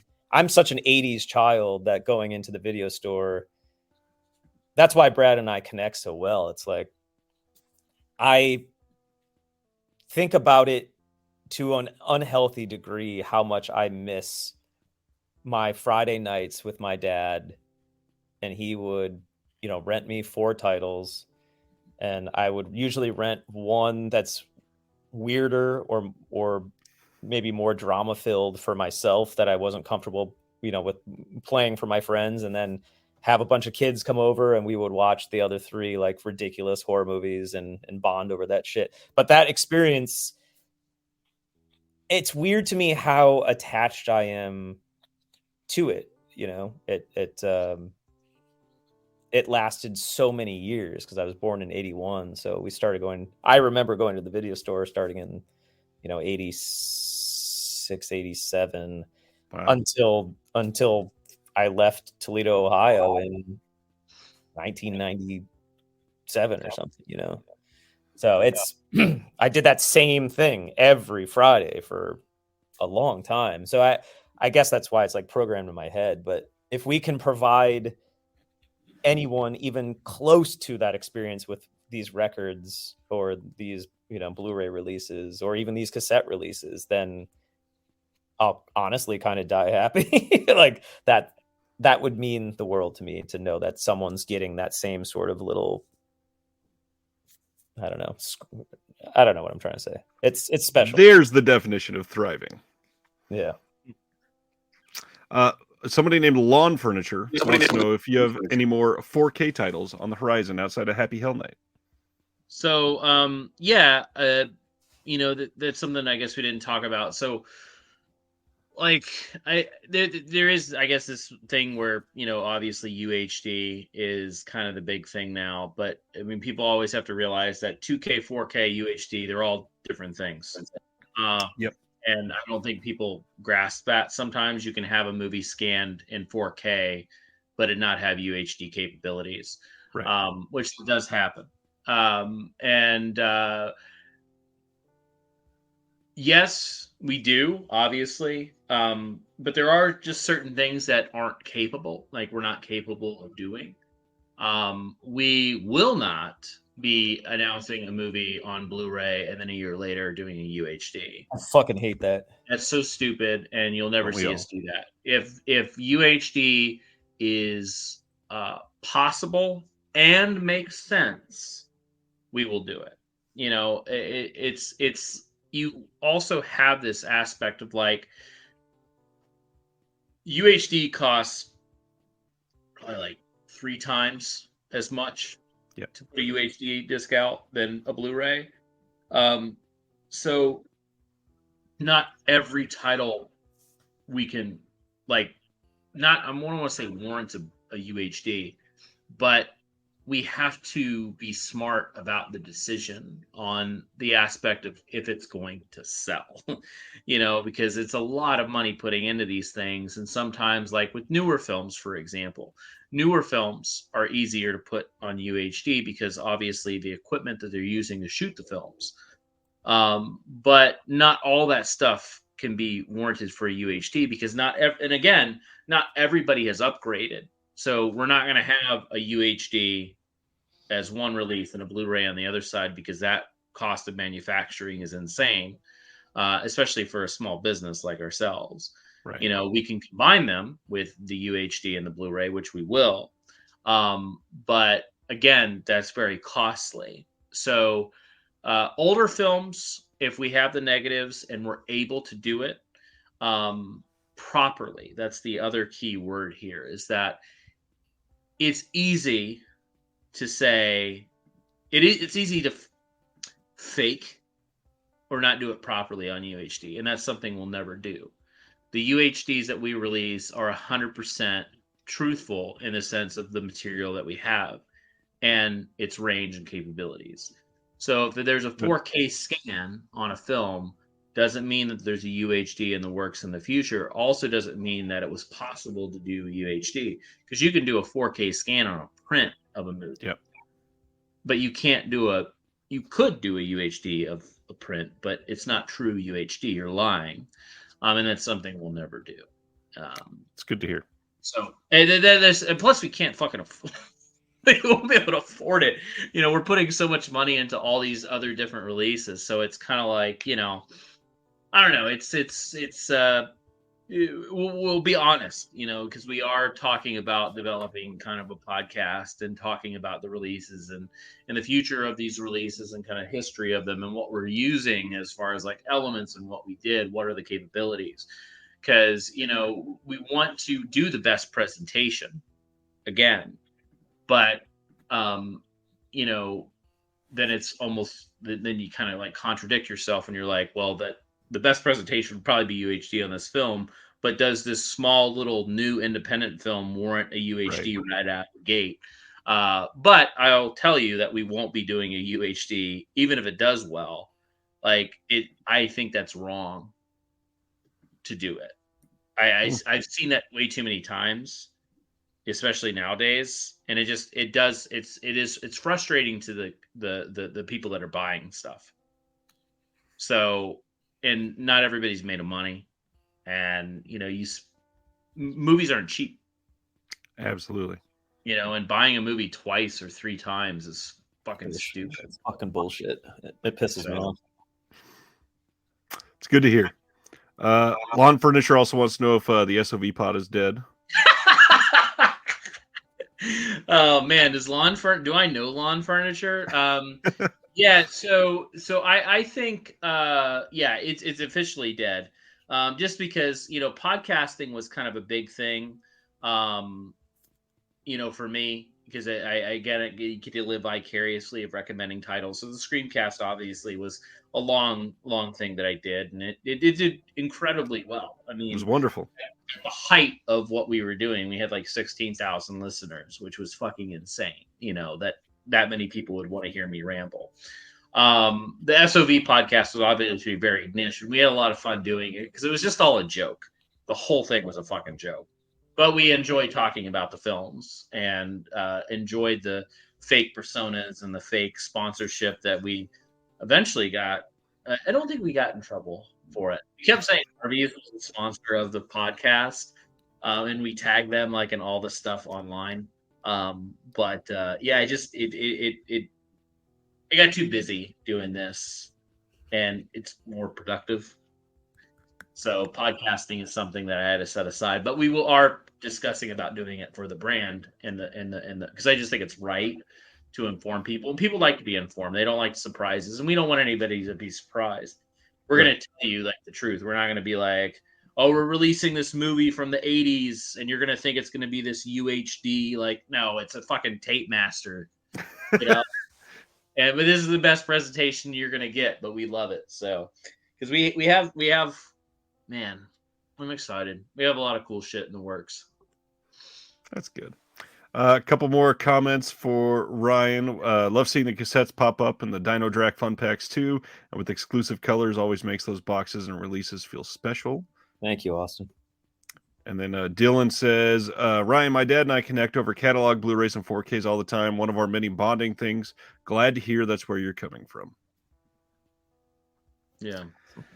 I mean, there have been, I think 3, if not 4, that have said that they are subscribing tonight, and a couple have bought individual titles. This has just been fantastic. I think again, something like that podcast is a really great way to connect with these people. And obviously when that personality is something that aligns with somebody, they'll support in both directions. So I'm glad that you guys are connecting to people, and I'm glad that we are able to just see this success, and hope it continues. It's all about transparency too. Like you have to be, we're not going to give you the full on fucking business aspect of what we're doing and all that shit, Right. But the thing is, we can be honest because you are giving us money to do this stuff, and it's only right. And yeah, I mean, because what we're doing, again, to reiterate, and we'll say this probably a million times, is that we are trying to preserve everything.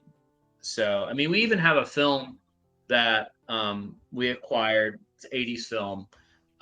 And the dude has 2 reels, reel 2 and 5 of the negative. He's lost 1, 3, and 4. But he has a print of the full feature. So what we should do, if we were smart, we would just scan the print and then call it a day. But being that we're idiots, we're going to scan those 2 reels of the negative, and obviously we can't do UHD because you can't do UHD on a print, or you can, but again, you'd be lying. Well, we're going to Frankenstein it together. Good. And the quality will shift a tiny bit, but that's the breast. I like breast too. And that is the best presentation in the sense of that's how you should do it, even if there is that jump in quality.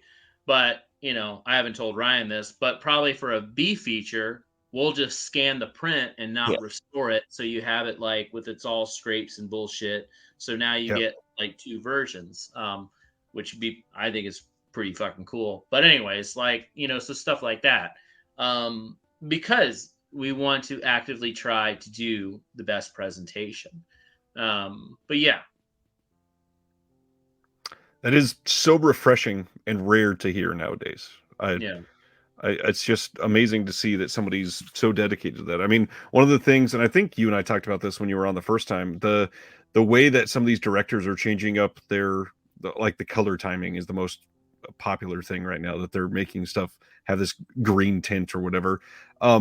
That's fine if you want to do that, but like you just said, it really benefits everybody if you have both versions of the film available. I mean, some of these people, they grew up with something from 1983 and have visualized this movie 800 times, and for you to suddenly change it in 2017 and sell it to the masses as a 4K, that's a completely different movie. Yeah, we won't. I don't like changing the movie. Any capacity. I mean, if the director wants to do that, we will, but it will be a B feature or a bonus. haven't really encountered that yet. But for something, for example, this movie that I'm talking about with the two reels of the negative, is that the film was never presented in the correct aspect ratio on VHS. The director was fucking pissed about it. So if you go back to the VHS, you won't get that version because it's not the correct aspect ratio. It's actually cropped. So we won't be presenting the original version of that movie that you're maybe not. I don't think anybody's going to be used to it because I don't think anybody really knows about the movie, but it is this like lost 80s like monster movie. But anyways, so like stuff like that, we won't be doing. But we're also, another thing that we do at TerraVision, and this is mainly like in the deal wheelhouse, is that we are kind of filmmaker first. Not that we kind of are filmmaker first. So, because a lot of stuff that we acquire are from the filmmakers themselves, to where they get involved into doing. I mean, Love and Saucers, for example, the director did all the special features, right? Mm-hmm. Yeah. So, like, if they want to be involved in that capacity, then sure, why not? Nice. Because we want them to be happy with the release. We want them to be, championing it. We want them to talk about it. We don't want to piss anybody off, But we do have to like kind of put our foot down and be like, I'm going to digitally remove this. No, let's not do that, And if they insist on it, we can put it as like a bonus cut or something like that. Right.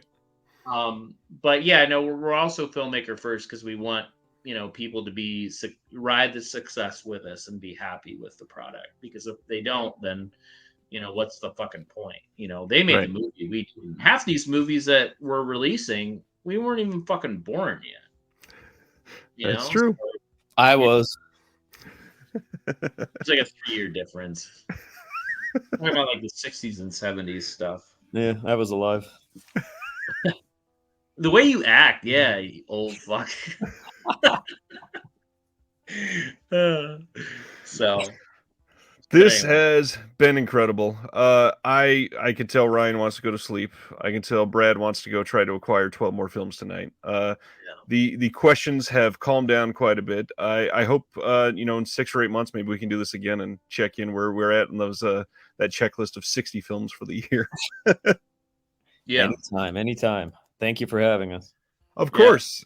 But we will leave you with one thing for the people that did stick around. We can give you an exclusive. Oh, God. Why am I on the full channel here? Oh, it's exclusive. Yeah, put him back big. It's fun. Oh, no, don't do that. No, don't do that. I won't say it. So one of the cool things that we did mention about films that aren't out yet. This movie isn't out in America as of yet. It will be out potentially, hopefully in April. We have it slated for, depending on the release. But we actually have the remake of Cube coming out on our label.